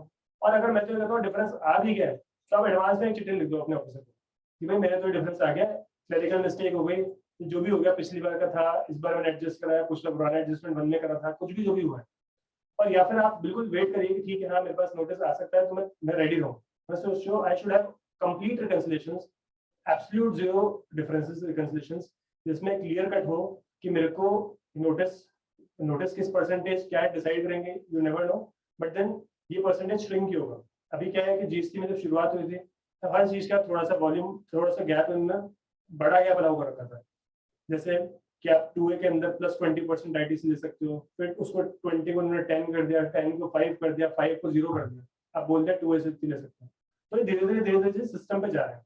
तो यहाँ पे भी ये पर्पज है कि आप अपने जवाब को प्रॉपर्ली दीजिए, अपने ऑफिसर को समझाइए। अगर ऑफिसर किसी भी कारणवश आपसे नाराज है, उसको आपका जवाब समझ नहीं आया, उसका मूड खराब है, उसने बोला कि मैं तो नहीं मान रहा, तो फिर आपका सिंपल है कि वो रिकवरी पे इनिशिएट कर देगा। और ये ऑफिसर को पावर दे रखी सीधे कि he can initiate recovery proceedings without issue of show cause notice, without giving any notice कि भाई आपको क्यों आपसे रिकवरी ना करी जाए। अब यहाँ पे definitely this is not a principle of natural justice. ये सब जो तरीके होते हैं ये सही तरीके नहीं होते लॉ में। हमेशा कोर्ट्स भी ये कहती हैं, सुप्रीम कोर्ट भी ये कहती है कि ठीक है अल्टीमेटली आप जिसके भी अगेंस्ट में रिकवरी कर रहे हो, रिकवरी एक नेक्स्ट लेवल स्टेप है, ठीक है। तो अगर आप ऐसे हार्श स्टेप पे जा रहे हो, उससे पहले आपको उसको सुनवाई का मौका देना पड़ेगा। You have to give him chance to explain his stand. But यहाँ पे लॉ में ऐसा नहीं है। सो आई एम श्योर कि सूनर और लेटर इसमें अमेंडमेंट आएगा कि भाई ठीक है इसका जो प्रोसेस है उसको थोड़ा सही करा जाए। फर्स्ट चीज इशू का show cause notice, then he is asked भाई ठीक है आप अपना जो भी स्टैंड है बताइए, then they can go for recovery proceedings. Directly recovery proceedings पे इन्होंने रेफर कर दिया रूल में। मे बी अभी इसमें प्रैक्टिकल जो एप्लीकेशंस होंगी by the officers and matters will move to court, court will definitely say कि ठीक है this is not the correct way, the correct way has to be by way of issue of show cause notice, let the assessee come and explain his stand and then start the recovery proceedings. So right now the law is law has been made very strict by way of insertion of rule 88C, which is about differences in GSTR 1 and GSTR 3. अब यहाँ पे भी आप समझो कि reasons बहुत सारे हो सकते हैं। मतलब जरूरी नहीं है कि किसी के GSTR 1 3 में एक्चुअली में वो घबला कर रहा हो, उससे डिफरेंस हो। बहुत रीजंस है कि वे उसने GSTR 1 पिछली बार वाले GSTR 1 के अंदर कुछ करना भूल गया था, 4 इनवॉइस डालना भूल गया था, उसने इस बारी में डाल देगा, ठीक है। और ये सब लीगली अलाउड मेजर्स है, ऐसा नहीं कि कोई फ्रॉड कर रहा है। ये सब लॉ में है कि भाई ठीक है आप पिछले वाली GSTR में कोई इनवॉइस डालना भूल गए तो आपको इस बारी में डाल देना है, डेट ले लेता है कुछ पिछले महीने की। तो भाई अगर ऐसा हुआ तो डेफिनेटली उसकी 1 और 3 में डिफरेंस आएगा। या फिर ऐसा हो सकता है कि जो मेरे पुराने ट्रांजेक्शन GSTR 1 में तो मैंने दिखा दिए थे, 3 में दिखाना भूल गया था, तो इस बार 3 में उनको मैं पे करूंगा, ठीक है। अब गवर्नमेंट एक तरफ तो मेरे डिफरेंस नहीं आना चाहिए, दूसरी तरफ कह पे भी करो, तो मैं पे ही करूंगा डेफिनेटली। तो ये भी रीजन हो सकता है। So these are all genuine reasons. या फिर मान लीजिए कि मैंने पहले जब GSTR 1 भरी तो मेरे से गलती से गलत डिटेल डल गए, क्लरिकल मिस्टेक हो गई, कि ठीक है मैंने 1 0 ज्यादा लगा दिया, these things are very quite common, मतलब कि ऐसा नहीं कि होती नहीं है, हर 10 केस में से आप जीएसटी का रिटर्न उठा के देखो 10 में से एक में ऐसा होता ही होता है, 100% मैच कुछ नहीं होता है। स्टिल दे आर सेइंग कि भाई ठीक है, एडवांस रिसीव्ड एडवांस रजिस्टर के अंदर लोग गड़बड़ कर देते हैं। आज तक जो सर्विस रेसिपिएंट्स वो समझ ही नहीं पा रहे हैं कौन सा एडवांस आया है कौन सा एडजस्ट हुआ, उसकी कैसे कंप्लायंस करनी है, they are not able to understand. So these things are very common and taking into account such things, assessee जो ऑफिसर है वो लेगा इन चीजों को दिमाग में, लेगा नहीं लेगा, कैसे उसको देखेगा, ये सब चीजें अपन को आगे पता चलेगी जब ऑफिसर्स इसको कैसे अप्लाई कर रहे हैं, कैसे इसकी एप्लीकेशन होगी। But then this rule is going to be implemented very widely, क्योंकि डिफरेंसेस हो सकते हैं and these all notices will be coming by system. ये ऑफिसर खुद तो बनाने वाला है नहीं, उसके सिस्टम में आएगा कि देखो भैया ये तुम्हारे वार्ड में 50 एसएससी है, डिफरेंस आ रहा है, सबको नोटिस निकालो। अभी भी ऐसा ही होता है, प्रैक्टिकली ऐसा होता है, जैसे तो रूल अभी आ गया, होता है ऐसा ही एक्चुअली, वो नोटिस हाथों हाथ दे देते हैं। इनफैक्ट अभी मैं कल परसों किसी ऑफिसर के पास बैठा था तो उनको 1 में अपने लाइबिलिटी उन्होंने ज्यादा दी थी, 17-18 फाइनेंशियल ईयर की बात थी, 1 में लाइबिलिटी ज्यादा डिस्क्लोज कर रही थी, 3 के अंदर उनके कुछ डिफरेंस आ रहा था और 9 के अंदर सब कुछ सही था बुक्स के अकॉर्डिंग। तो ऑफिसर बोलता है कि यार 1 में आपने डिस्क्लोज करिए तो इसको आपने सप्लाई तो करी, मतलब सर 1 में गलत डिस्क्लोज किया, 1 में होने से सप्लाई थोड़ी दी, बोले नहीं नहीं ये क्या होता है, 1 में करिए तो बोले आपने सप्लाई कर दी, तो सर सप्लाई तो हम करेंगे उसको भी ना, 1 में डालने से थोड़ी सप्लाई हो जाएगी। So they have that mindset. They don't want to understand.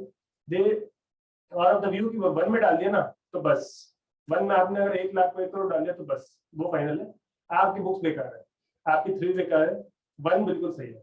तो जो अपने हिसाब से जिस सिचुएशन में उनको जो एडवांटेजेस लगती है, सपोज मैंने 1 में गलती कर दी होती है और मेरी बुक्स ज्यादा होती तो 1 बेकार है 3 बेकार है, आपकी बुक्स अच्छी है। So they take advantage of all the things and then they say कि ठीक है जो है उसमें रेवेन्यू का जो बेस्ट फेवर हो सके निकल सके। सो this rule has to be tested, but this is a very harsh rule and ये एसएससी की जो कंप्लायंस बर्डन है उसको बहुत बढ़ा देगा, क्योंकि अब क्या होगा रिटर्न भरने से ज्यादा तुरंत इस चीज की टेंशन रहेगी, रिटर्न भर दी अब देख के कोई डिफरेंस आ रहा नहीं आया था तो रिकंसिलिएशन डालू तो 5 दिन बाद नोटिस आ जाएगा और उसका 7 दिन रिप्लाई करना है, और ऐसा ही होगा 5 दिन में नोटिस आएगा 7 दिन रिप्लाई करना होगा, क्योंकि आगे इसमें यही चीज है कि अगर मान लीजिए आपका क्या हो सकता है इससे अल्टीमेटली।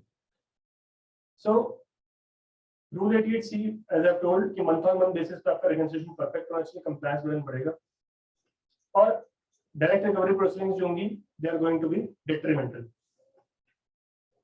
परसेंटेज क्या रहेगा वो इन्होंने भी नहीं बताया। अब एक इन्होंने इसका दूसरा एंगल इंट्रोड्यूस किया, हाउ कि भाई अगर मान लीजिए आप किसी महीने में ये डिफरेंस एक्सप्लेन नहीं कर पाते हैं तो आप अगले महीने की जीएसटी 1 ही फाइल नहीं कर सकते।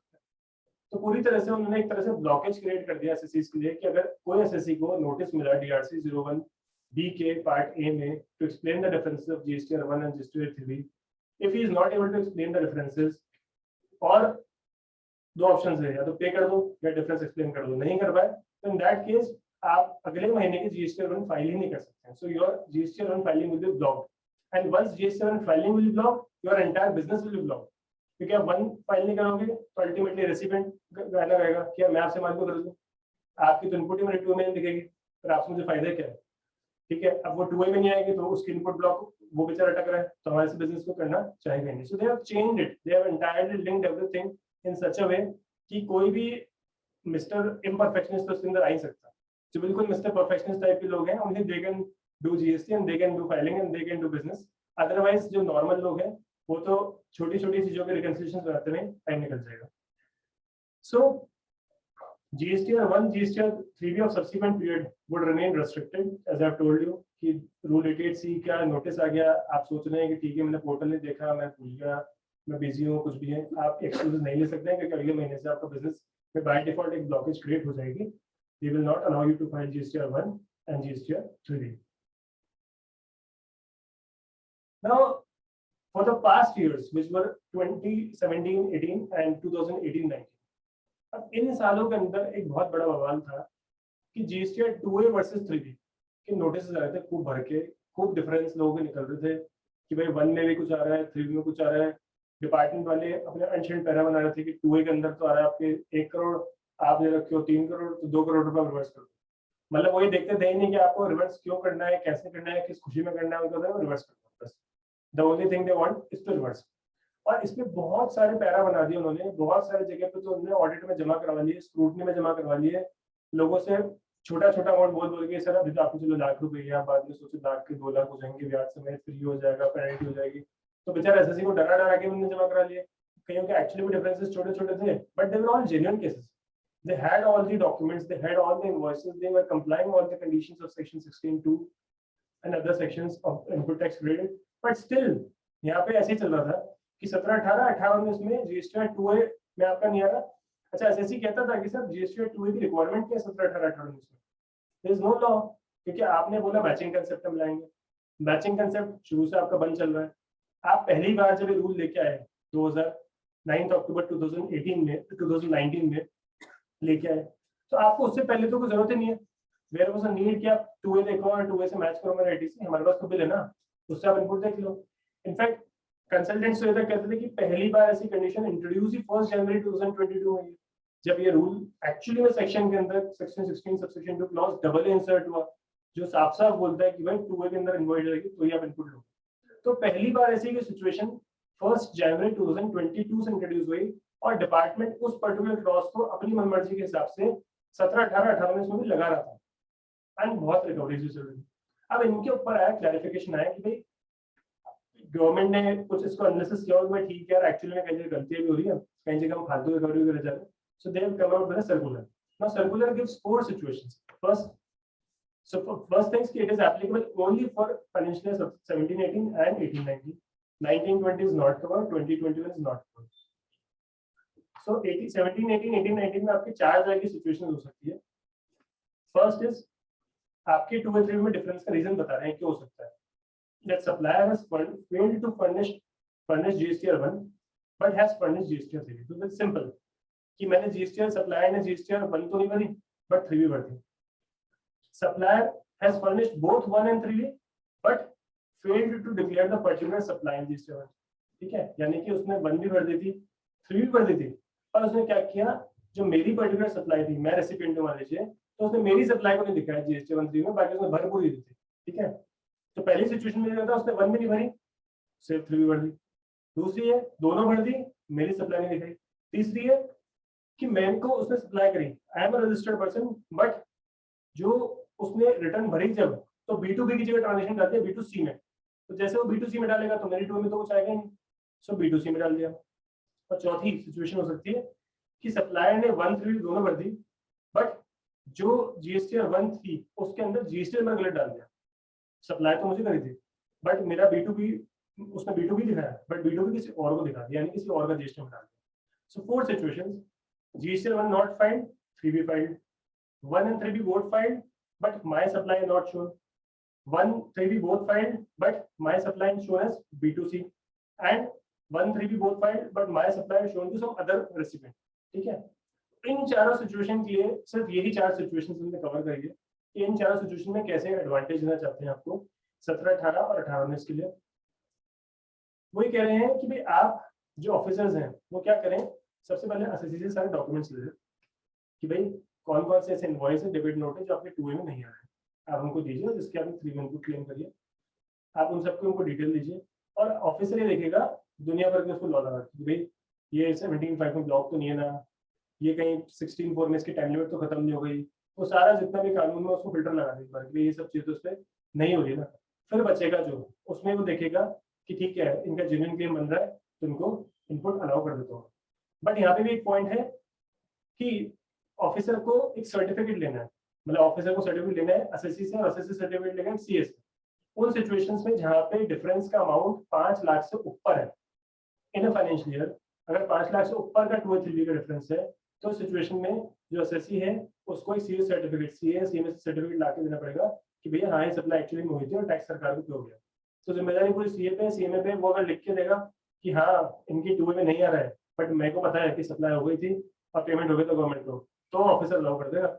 और 5 लाख से नीचे ये सेम डिक्लेरेशन एसएससी खुद दे सकता है। तो अगर ये सिचुएशन रहेंगी तो ऑफिसर आपका क्लेम अलाउ कर देगा, वो 2A 3B वाले जो आपका केस है उसको छोड़ देगा, यानी कि वो बोल देगा ठीक है आपके 3B के इनपुट का claim is all genuine, there is no problem if your 2A is not matching with your 3B, but then it is going to be covered only in 4 situations. इसके अलावा भी सिचुएशंस हो सकती है that उसने supplier ने show करा but he showed after September, supposedly the case is that उसने सप्लायर B2B में शो करी, सब सही करी, 3B में टैक्स पे कर दिया, पर जीएसटी उसने फाइल करी सितंबर के बाद, नवंबर में फाइल कर, सो 16/4 का टाइम लिमिट खत्म हो गया। Will that be covered? That is still a question, क्योंकि यहाँ पे तो ये बोल रहे हैं कि रेसिपिएंट के एंड पे सब देखा जाएगा, that recipient who is going to say कि no I have having a valid invoice, I am having all valid details, documents, मैंने पेमेंट भी कर दिया है, सब हो गया है। वहाँ पे भी ऑफिसर जो है he will keep a filter of section 16(4) which says that you can claim ITC only till the month of September, due date of September return filing in 17/18/18. तो उन situations में क्या होगा, you never know, वो situations cover नहीं है। और यहाँ पे जो पूरी जिम्मेदारी सीए और सीएमओ को दे दी है, that is little harsh, क्योंकि ultimately how will he say कि हाँ suppliers ने actually made and tax has been paid to the government? How will he say? वो suppliers से जाके पूछेगा। भाई मुझे, मेरे पास तो मेरा रेसिपिएंट आया, मेरा एसएससी आया, वो बोला कि सर मेरा आईटीसी का क्लेम गड़बड़ हो रहा है, आप सर्टिफिकेट देते हो कि सर हाँ ठीक है, दैट ये हमारे को माल मिला था और उसने टैक्स पे कर दिया था। तो यार मेरे को ये पता उसने टैक्स पे करा था, मुझे थोड़ी पता तुम्हारा माल आया, तो चलो मैं एक बार को देख सकता हूँ that yes you have received the good, but how will I say that he has paid the tax to government? CA has no utility to check this. CA के पास कोई टूल थोड़ी है कि उसने टैक्स पे कर दिया तो सीए चेक कर सकता है। सो this is in one way it is a beneficial circular, but in other way it is a non-beneficial circular, because I don't think a smart professional or a vigilant professional is going to simply rely on the statement of assessee and he'll say कि ठीक है हाँ I'll give you a certificate, ठीक है। तो वो चीज थोड़ी सी टफ होने वाली है। How they are going to take away? Second challenge is कि assessee, जैसे मैं इस रूल को कल एक ऑफिसर से डिस्कस कर रहा था, टैक्स डिपार्टमेंट ऑफिसर से, तो मैंने उसको बोला कि सर अब तो इजी है, तो ये मतलब ऐसे सीए सर्टिफिकेट आ जाएगा तो आपको तो प्रॉब्लम ही नहीं कोई। तो बोलता है सीए सर्टिफिकेट से क्या होता है, बोले उसमें हाउ डज इट मैटर, बोले ऐसे होता है कि सीए सर्टिफिकेट हम उसको इनपुट दे देंगे। तो मैंने सर आपके तो सर्कुलर सीबीएसई ने तो निकाला है, बोले नहीं नहीं नहीं ऐसे नहीं होता, हम तो मैं राजस्थान गवर्नमेंट का सर्कुलर देखेंगे, तो उसमें क्या लिखा हुआ है। So they are like that point से ठीक है देना नहीं है, सिर्फ एक तरह से पैसिफाई करने के लिए, जस्ट टू इंश्योर कि ठीक है यार, मतलब जो बेचारे पुराने केसेस चल रहे थे 17, 18, 19 वाले, अब सोचो गवर्नमेंट के लिए कितना आसान है। Government any day if anybody any trade association goes to government and say कि ठीक है आप हमारे 17, 18, 19 की मैटर से सॉल्व नहीं कर, तो वो बोलेंगे हमने तो देखो कर दिया ना, जॉब में सर्टिफिकेट ले लो, जॉब में असिस्टेंट ऑफिसर को बता दो सर्टिफिकेट तो रूल में लिखा है ना, दे दो आराम से, where is the problem. But then practically implementation की हम बात करेंगे, it is going to be tough, it is not that easy process as far as I understand. So अब इसमें और भी चैलेंजेस हैं। मान लीजिए किसी असिस्टेंट ऑफिसर ने उस इनपुट को अलाउ कर दिया, तो सबसे बड़ी बात यह है कि आप अगर इनपुट लेने की कंडीशंस को देखोगे तो उसमें कहीं पे भी पूरे एक्ट में कहीं ऐसी कंडीशन लिखी हुई नहीं है कि भैया सीए के सर्टिफिकेट बेस पे इनपुट मिल जाएगी। अगर ऐसा हो जाए तो बात ठीक है, सारे सीए लेकर देंगे कि ये लो इनपुट ले लो, असिस्टेंट ऑफिसर को दे दो, टैक्स ऑफिसर को दो, इनपुट मिल जाएगी। तो पॉइंट यहाँ पे ये है कि पूरा की पूरा लॉ इसको अगर छान मारा जाए तो कहीं पे भी इसकी स्टैट्यूटरी लगेंगे। सीधे सर्कुलर डाल दिया, सर्कुलर तो ऐसे डाला कि जैसे ये रूल में था, एक्ट में था, और अब बस इन्होंने उसको क्लैरिफाई करा। आप समझते हैं ना, the purpose of circular is to clarify the provisions of law, it is not to bring any new law. Circular never brings any new law, circular just clarifies the provision. Now when there is no provision in law and they are bringing out कि हाँ ऐसा ऐसा कर लेना, एक hypothetical situation बना के बोल रहे हैं कि हाँ सीएससी सर्टिफिकेट लेना, ऐसे क्लियर कर लेंगे, ये हो जाएगा वो हो जाएगा। तो I mean these are all rubbish, and ये सब चीजें they are going to be challenged sooner or later in courts। जहाँ ये बड़ा अमाउंट हो जाएगा ना, जिसने इनपुट का बेनिफिट ले लिया, बस वही केस बन जाएगा, उस केस को बना के अल्टीमेटली ये चैलेंज होने वाला है। So it lacks statutory banking. There was no provision in the law till 9th of October 2019. 9th of October 2019 for the first time Rule 36(4) came in, जिसपे भी आज तक बवाल है कि उसका कोई रूल है, उसका कोई सेक्शन ही नहीं है। There is no parent section, there is only rule। तो ये सब चीजें आएंगी बाद में इसमें। Secondly, as I've told you, there is unnecessary condition imposed by law with regard to the CA certificate and all. Third important thing, government खुद कह रही है कि 1 जनवरी 2022 से 2A के हिसाब से आप इनपुट लोगे, 2B के हिसाब से इनपुट लोगे, बट यहाँ वो कह रही है 17, 18, 18 में आपको 2B और 2A सब देखना है, which is again not in line with the judicial pronouncements of court। Court ने अभी जजमेंट्स दिए हैं, सुप्रीम कोर्ट तक ये मैटर जा चुका है भारतीय एयरटेल के केस में। वहां पे सुप्रीम कोर्ट ने भी कहा था 2A is just a facilitator, it is not the document which will decide your input, it is just a facilitator। देख लो यार, आप उसमें से भी देख लो, वो भी है, वो ही नहीं, मतलब समझ लो, it is not the only document, it is just an additional document, it is just clarifying the things कि ठीक है यार, you can take the information from there also. But यहाँ पे गवर्नमेंट ने सर्कुलर निकाल के शायद I don't know what they want to say, but they are in a position की ठीक है, इसको हम ऐसे करके कुछ कर देते हैं. सो sooner or later this is going to be challenged. So this was about ITC updates. Important changes have been made. Now we are moving to the sixth part of our presentation, appeal updates. So appeal में ज्यादा कोई changes नहीं हुए हैं. Simple है. अभी तक क्या होता था, प्रोविजन था कि साहब आप जब भी कोई अपील करेंगे तो आपको सर्टिफाइड कॉपी ऑफ ऑर्डर जो है उसको 7 डेज में अपीलेट अथॉरिटी को जमा कराना पड़ेगा. जैसे सपोज मैंने अपील फाइल करी आज पोर्टल पे, तो मैं certified copy of order 7 days में असेसिंग ऑफिसर या अपीलेट अथॉरिटी को जमा कराऊंगा और अपीलेट अथॉरिटी तब जाके मेरी अपील को फाइनल मानेगी. Assuming if I fail to deposit the certified copy of order within 7 days, my filing date will be the actual date of deposit when I actually deposit the certified copy of order. And if I deposit it within 7 days, so then it is the date on which appeal is filed on portal. This is the rule as of now. अब क्या हो रहा था कि certified copy of order कोई officer देना ही चाहता, किसी भी एडजुडिकेटिंग ऑफिसर के पास जाओ कि सर आपने ऑर्डर पास करा, उसको सर्टिफाई कर दो. बोलते हैं कर दिया ना पास, मैंने लिखा है ना, मेरे साइन है ना, अब क्या सर्टिफाई करो उसको. अपीलेट अथॉरिटी बोलती है कि सर आपका सर्टिफाइड कॉपी ऑफ ऑर्डर तो आया नहीं है, तो हम तो आपकी अपील एक्सेप्ट ही नहीं करेंगे, हम तो लेंगे नहीं उसको, हम तो सुनवाई नहीं करेंगे. This was a serious challenge. In fact state officers को बिल्कुल ऐसे होते थे कि नहीं ये तो सर ऑर्डर नहीं आ रहा है, इसको तो हम नहीं मानेंगे सर, ये तो भी आपकी अपील हमने रख रखी है, एडमिटिंग नहीं चलेगी, इसको हमने बाहर रख रखा है, हमने लिया नहीं इसको. Practically it happened in our case also. So अब प्रॉब्लम क्या है कि असेसिंग ऑफिसर जिसने केस का ऑर्डर पास करा है वो बोलता था कि यार बोले मैंने ऑर्डर पास करा, मेरे को सर्टिफाई करो. Plus he had a very actual reasoning कि ठीक है यार, there was no such provision under old laws कि सर्टिफाइड कॉपी ऑर्डर मुझे करके देनी है, तो मैं क्यों दूं सर्टिफाइड कॉपी ऑर्डर, वो करता ही नहीं था. अब उन्होंने क्या किया है, क्लैरिफिकेशन कर दिया इसके ऊपर, इस प्रोसेस को उन्होंने स्मूथ कर दिया है. उन्होंने बोला कि in case the order is uploaded on portal, so there can be two type of order. Sometimes order is uploaded on portal, sometimes order is not uploaded on portal. So अगर portal पे upload हुआ order तो फिर तो आपको certified copy of order जमा कराने की जरूरत नहीं है, क्योंकि वो तो पोर्टल पे चल रहा है ना सब कुछ, अपील भी पोर्टल पे फाइल होगी.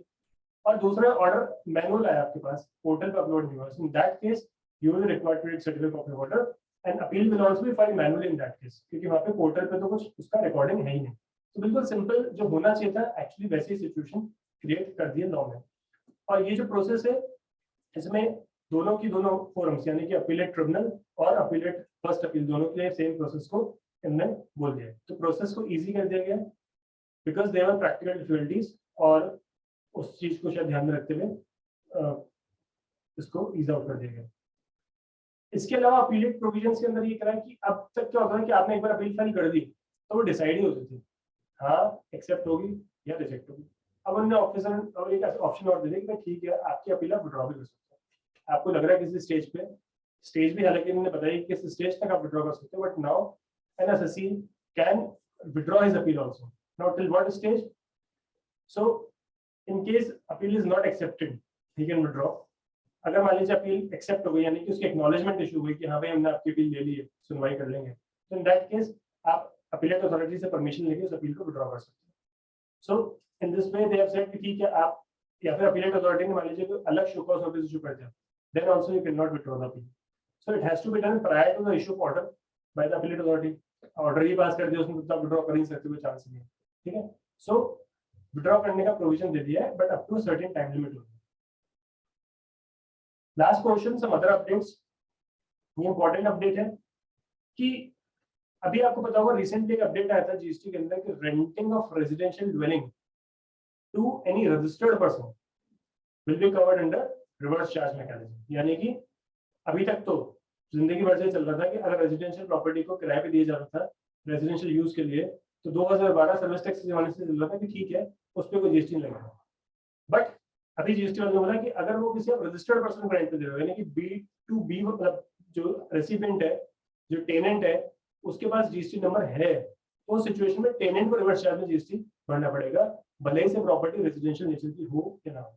अब उन्होंने एक चीज और इसके अंदर डाल दी है कि जो एग्जेम्पशन उन्होंने दी थी वो दी थी कि renting of residential property for residential use, this was exempt, और ये आज भी एग्जेम्प्ट है. वहां पे एक एक्सेप्शन डाला हुआ था, except when it is rented to registered person. ठीक है.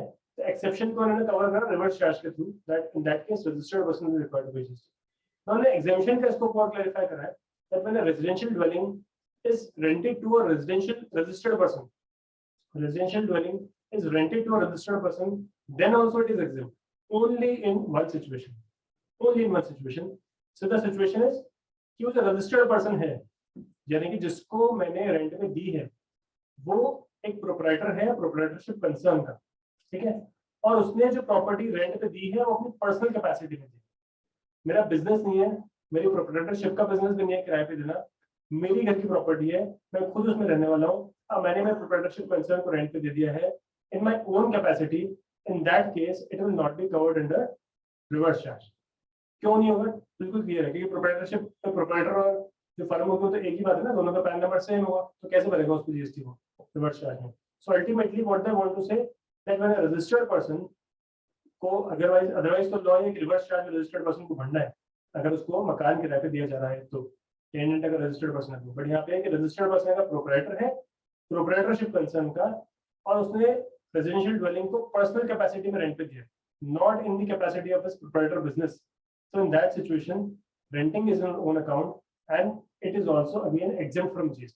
तो उस पर रिवर्स चार्ज पे जीएसटी भरने की आवश्यकता नहीं है। तो बाकी जितने भी ट्रांजेक्शन है, जैसे जो हो रहे हैं कि भाई रजिस्टर्ड पर्सन मेरा अगर मान लीजिए कंपनी है, प्राइवेट लिमिटेड है, एलएलपी है, पार्टनरशिप है, कुछ भी है, in that case they are supposed to pay GST under reverse charge mechanism. एक और इम्पोर्टेंट बात, छोटी सी, जो बहुत लोगों को प्रॉब्लम होती थी पेमेंट ऑफ टैक्सेस करते समय, कि वो क्या करते थे, पेमेंट कर देते थे और उनका इलेक्ट्रॉनिक कैश लेजर अपडेट ही नहीं होता था। क्यों नहीं होता था? क्योंकि बैंक से नंबर नहीं आता था चालान का, और पता चलता था कि साहब ये तो पोर्टल अपडेट ही नहीं हो रहा है और हम रिटर्न भर ही नहीं पाए, क्योंकि 20 तारीख को सब लोग पेमेंट करते थे।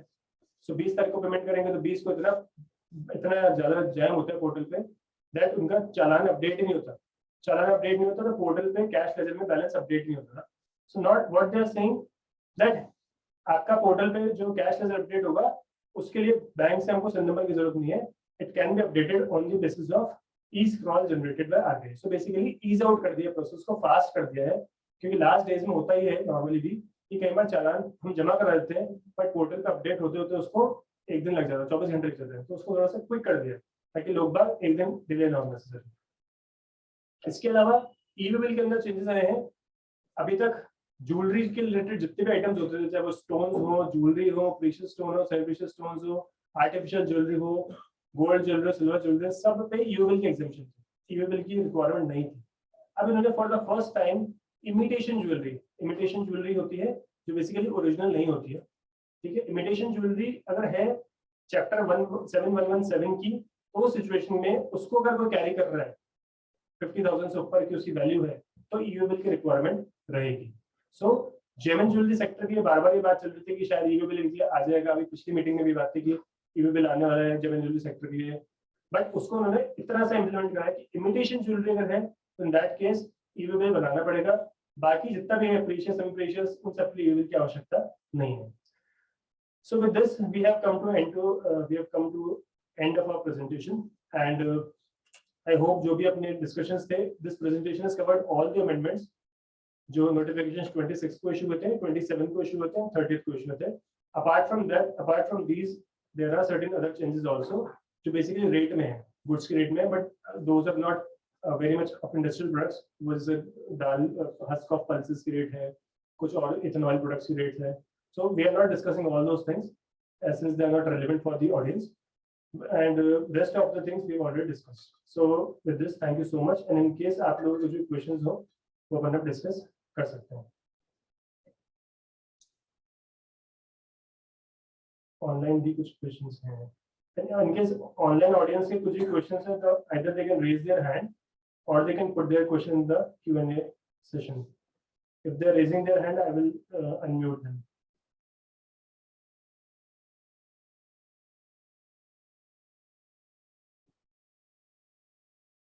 Achha, one question is there that e-invoice above 5 crore is applicable. So as of now 5 crore से ऊपर e-invoice applicable नहीं है। There was a rumor कि भाई वो 1 जनवरी से implement हो जाएगा, but अभी कोई notification नहीं है। e-invoicing अभी भी 10 करोड़ से ऊपर ही, 5 करोड़ से ऊपर के turnover पे e-invoicing नहीं है। RCM on rent, Prakash Kumar, is the exact. Okay, so there is a question in the matter of reversal of ITC if supplier does not file GST 3B. and reclaim after filing 3 by supplier. Our question is with GST department, why responsibility is being imposed on recipient to look about GST returns by supplier. Department personnel must take steps to force suppliers to minimum the resident after making full payment to supplier. So somebody has asked कि भाई what we have discussed कि अगर supplier return file नहीं कर रहा है तो recipient को input reverse करना है, recipient को ही सारा वो वापस input लेना है, तो somebody has asked कि ये हमारे ऊपर ही क्यों है भाई, supplier को जाके पकड़ ले डिपार्टमेंट वाले, तो ठीक है, I think it's a policy discussion, तो वो तो जो भी लॉ का प्रोविजन है currently it says only कि आपको ultimately जो recipient है they have to take care of it, GST में शुरू से ऐसा है, शुरू से ही वेंडर मैनेजमेंट डे 1 से एक टॉपिक रहा है कि आप अपने वेंडर्स को अपने सप्लायर्स को प्रॉपर्ली मैनेज करके रखें, उनको कैसे उनको रिटर्न भर रहे हैं, किससे आप डील कर रहे हो, किससे बिजनेस कर रहे हो, वो सब आप ध्यान रखें. Initially there was a concept of compliance rating also, अभी आ जाएगा वो भी धीरे धीरे आने वाले सालों में. जीएसटी में कॉन्सेप्ट है कंप्लायंस रेटिंग कि आप जैसे बिजनेस करते हो उसके हिसाब से आपकी रेटिंग होगी. गवर्नमेंट खुद आपकी रेटिंग कर रही है कि आप ए कैटेगरी हो, बी कैटेगरी हो, 10 में से कितना नंबर आ रहा है, वो सब आपके परफॉर्मेंस के बेसिस पे रेटिंग होगी. और ये बातें भी देखिए, आप वेंडर मैनेजमेंट जब कर रहे हो तो आप अपने वेंडर का या सप्लायर का कंप्लायंस रेटिंग चेक करो, so that this can be taken. Fund जो है जी, गवर्नमेंट का है अनरजिस्टर्ड पर्सन. रजिस्टर्ड वाला, उसमें केवल प्रॉपर्टी वाले ही है या और भी अदर? सर अभी उन्होंने सर्कुलर तो यही दिया है कि प्रॉपर्टी वाले ही कवर होंगे उसके अंदर, बट वो टेक्निकली सभी पे एप्लीकेबल होगा. तो सबसे बड़ा टॉपिक तो एयरलाइंस का है. हाँ, सर्विसेज नहीं मिलती, राइट तो बिल्कुल नहीं, टिकट कैंसिल करा दी. राइट, बिल्कुल. तो वही ना, जैसे ऐसे जैसे अपनी एयरलाइंस वाली सर्विस बताई. दूसरा एक सबसे बड़ा टॉपिक है 6 बजे की जो टिकट है वो तो 8,000 की है, और 2 बजे की जो है उससे पहले वाली है वो 6,000 की है. बाद में पता लगा 6,000 वाली तो मर्ज कर दिया 8,000 वाली, तो 2,000 मेरे तो बेमतलब ही लग गए और सर्विस भी नहीं मिली. घर वाले वो टिकट कैंसिल करते हैं, इसलिए तो रिफंड होता ही नहीं. Right, so airlines is one of the area जहाँ पे सर इज एक्चुअली राइट कि एयरलाइंस के अंदर होता ही है कि हम टिकट कैंसिल कराते हैं, हमने तो कोई सर्विस रिसीव नहीं करी और हम अनरजिस्टर्ड भी हैं. तो अब ऐसे सिचुएशन में एयरलाइंस हमको जीएसटी रिफंड करती है?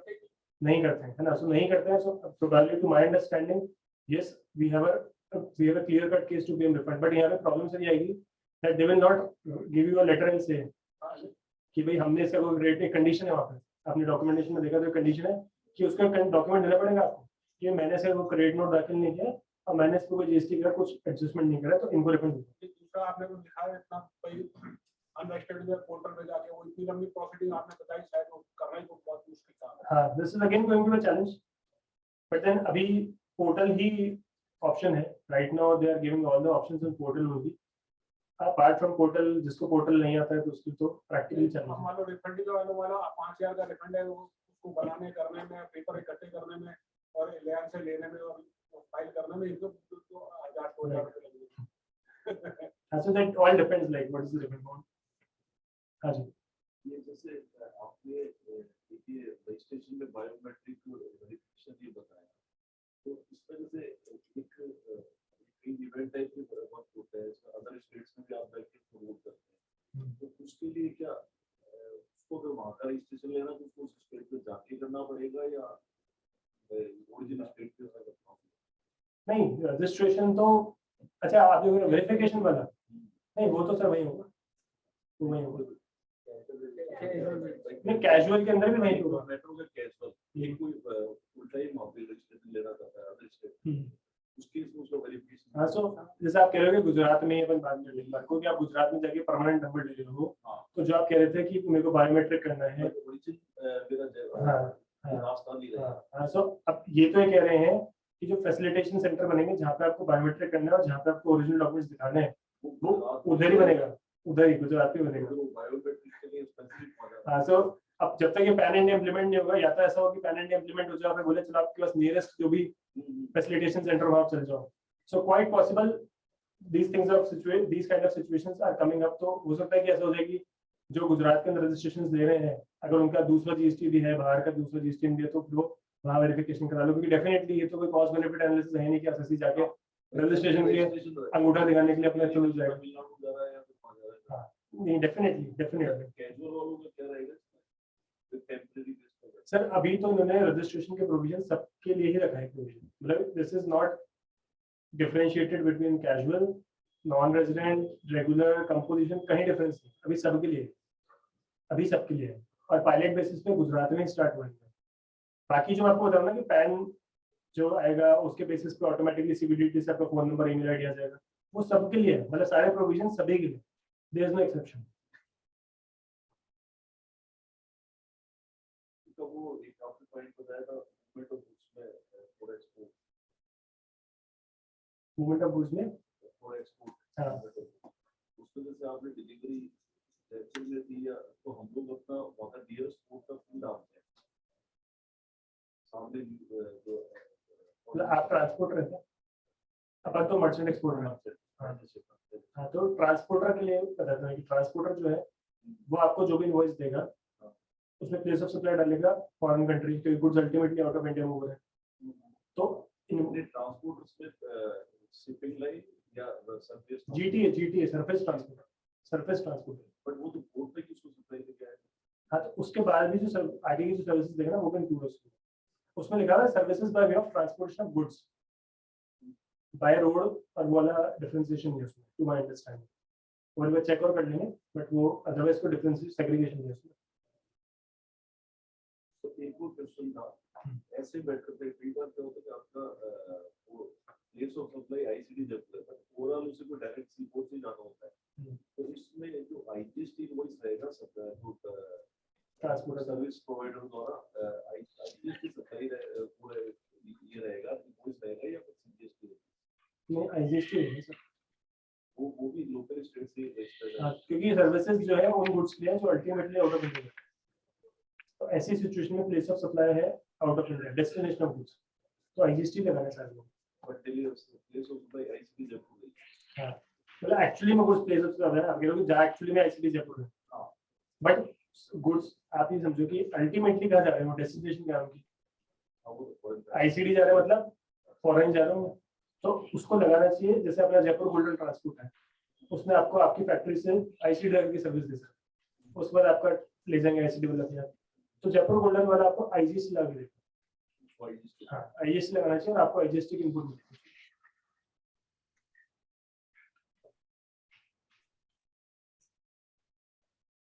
If anybody has any queries online, we can discuss. Baki, I've already answered the queries in the Q&A session.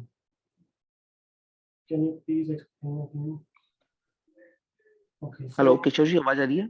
हाँ पुनीत जी। किशोर जी, मेरी क्वेरी है कि आपने बोला वेंडर का हमने 180 दिन में पेमेंट नहीं किया तो हमें उसका इनपुट रिवर्स करना पड़ेगा, है ना?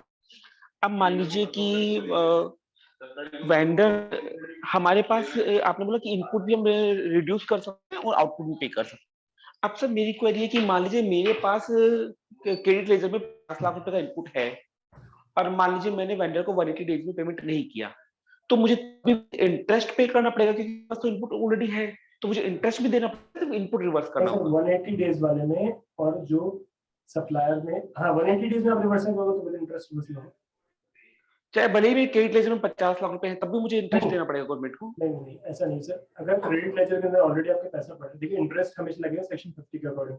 सेक्शन 50 ऑलरेडी अमेंड हो चुका है कि आपके अगर लेजर में बैलेंस है तो आपको इंटरेस्ट नहीं लगेगा। वो एक फॉर्मूला उन्होंने बना के दे दिया आजकल रूल 88 में, तो उसके अकॉर्डिंग आपका इंटरेस्ट लगेगा। आपके लेजर में ऑलरेडी पैसा है तो इंटरेस्ट नहीं लगेगा। अगर आपके लेजर का पैसा यूटिलाइज हो चुका है, that input is actually utilized, then only you will be required to pay interest. ठीक है, अब एक और क्वेरी है कि फॉर एग्जांपल कि मैंने, मेरा एक वेंडर ने 1 अप्रैल को मुझे बिल रेज किया, 1 अप्रैल के अकॉर्डिंग मुझे 30 सितंबर तक पेमेंट करना था, 2022 के अकॉर्डिंग अपन एग्जांपल लेते हैं। मैंने क्या किया कि मैंने बिल का इनपुट क्लेम कर लिया अप्रैल की 3 में, अप्रैल 2022 की। अब क्या हुआ सर कि 30 सितंबर तक मैं पेमेंट नहीं कर पाया, मुझे पता लगा कि अक्टूबर में यार पेमेंट नहीं हो पाया। अब मैं इसको अक्टूबर 2022 की 3 में मैंने इनपुट रिवर्स कर दिया क्योंकि मेरे पास लेजर में बैलेंस था, मैंने इंटरेस्ट पे नहीं किया, इनपुट 3 में रिवर्स कर दिया। आपका इनवॉइस 1 अप्रैल, सर का क्वेश्चन ये है कि 1 अप्रैल 2022 का इनवॉइस है, अगर 30 सितंबर तक उसको पे नहीं कर पाया तो इन दैट केस मैं उसको रिवर्स करूंगा, राइट? हाँ, रिवर्स भी मैं अक्टूबर 22 में कर दिया।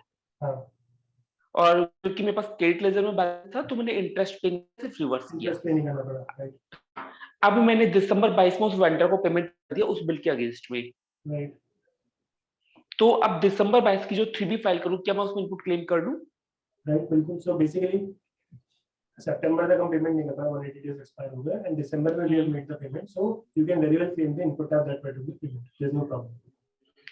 अब क्वेश्चन नंबर सेकंड है मेरा कि मान लीजिए कि ऐसा बहुत सारे वेंडर्स के साथ हुआ कि मैंने विद इन द ईयर पे कर दिया, मंथ में पे नहीं किया, और मेरे क्रेडिट लेजर में पैसा था, अच्छा सा फंड था जितना मुझे वेंडर्स को पे करना था, तो मैंने 3B में मैंने ऐसे कुछ भी रिवर्सल नहीं कर पाया, लेकिन 9 में जब मैं GST 9 भरने बैठा 22-23 की भरूंगा, उसमें मैं देखता हूँ कि ऐसे जितने भी वेंडर्स थे, मान लीजिए 10, 15, 20 वेंडर्स जिनको 6 मंथ में पे नहीं किया लेकिन विद इन द ईयर पे कर दिया 22-23 फाइनेंशियल ईयर में, और मेरे क्रेडिट लेजर में सफिशिएंट फंड्स था, तो 9 के टाइम मुझे ये मिस्टेक पता लगती है, देन मुझे क्या एक्शन लेना है, या कुछ कंट्रोवर्सी होगी या कोई कॉम्प्लिकेशन मतलब 9 में इसकी रिपोर्टिंग पूछ रहे हैं कि हमने during the year 180 days complete हुए, 180 डेज में हमने पेमेंट नहीं करा, हमने इनपुट रिवर्स कर दी, अब पेमेंट करते हैं, हमने इनपुट वापस ले लिया, ठीक है.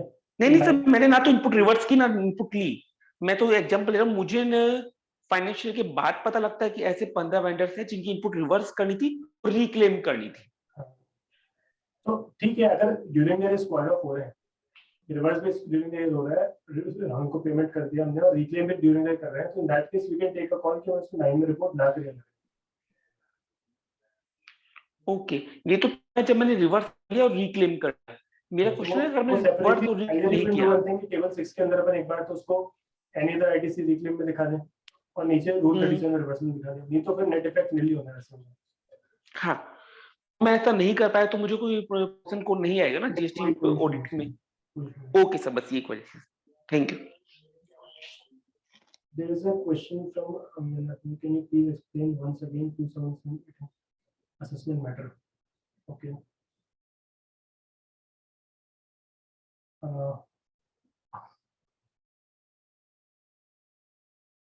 Rent paid to director as an appeal.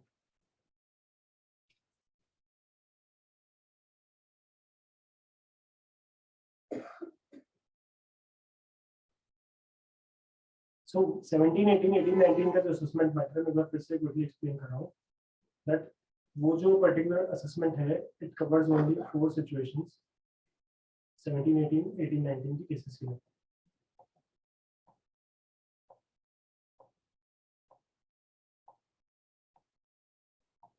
Yes.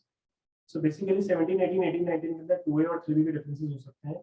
Differences के 4 रीजंस हो सकते हैं. So one is that supplier ने 1 फाइल नहीं करी तो हमारी 2A में नहीं आएगा, बट उसने 3B फाइल कर दी, यानी कि उसने टैक्स पे कर दिया. सेकंड कि उसने 3B और 1 दोनों फाइल कर दी, बट उसने सप्लाई डिक्लेयर ही करना भूल गया.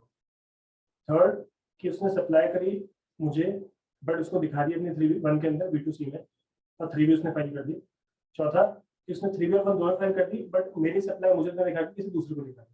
इन चार सिचुएशंस के अंदर ही सिचुएशन है कि अगर आपका ये डिफरेंस इन रीजंस की वजह से 5 लाख से ऊपर है, you are required to give a CA certificate, CMA certificate, जो ये बोलेगा कि टैक्स एक्चुअली पेड है and supply has been actually received by the recipient और supply has been made by the supplier. 5 lakh से नीचे तो सेल्फ सर्टिफिकेशन पे काम चल जाएगा. और इन सब चीजों का जो असेसमेंट है कि भाई सही है गलत है या कोई अदरवाइज इनपुट ब्लॉक तो नहीं है 16(4) में 17(5) में कोई और रेस्ट्रिक्शंस में, वो पूरा ऑफिसर करेगा and then he will recredit the amount to your particular ledger. So I think we have discussed Mishra ji. अगर अपन को और डिटेल में डिस्कस करना है we can discuss separately. CA certificate is required.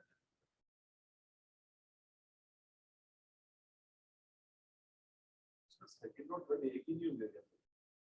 Second India it means the B2C कर दिया. हाँ, मतलब नहीं हो सकता है उसने किसी को भी दिखा ना.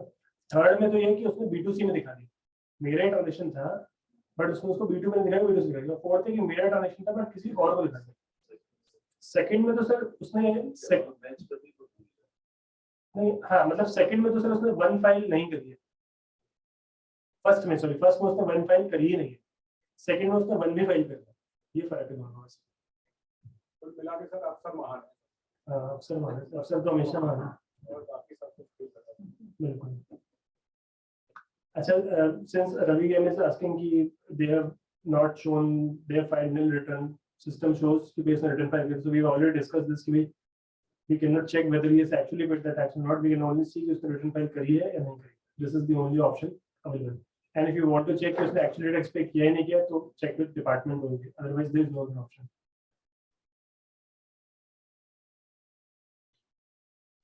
सर एक क्वेरी और है।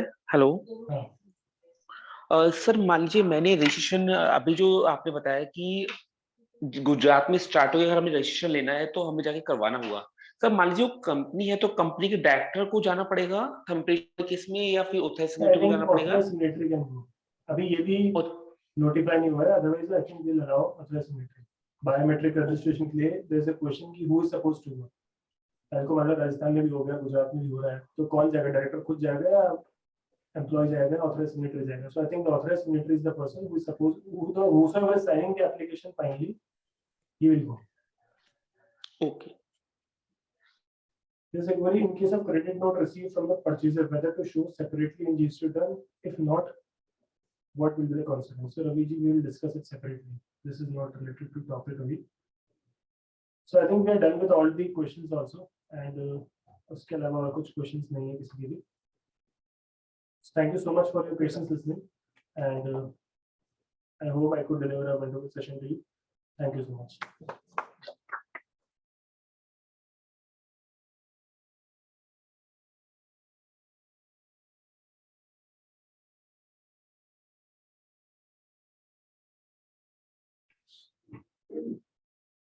Thank you, sir, for enlightening us with various updates in indirect taxes.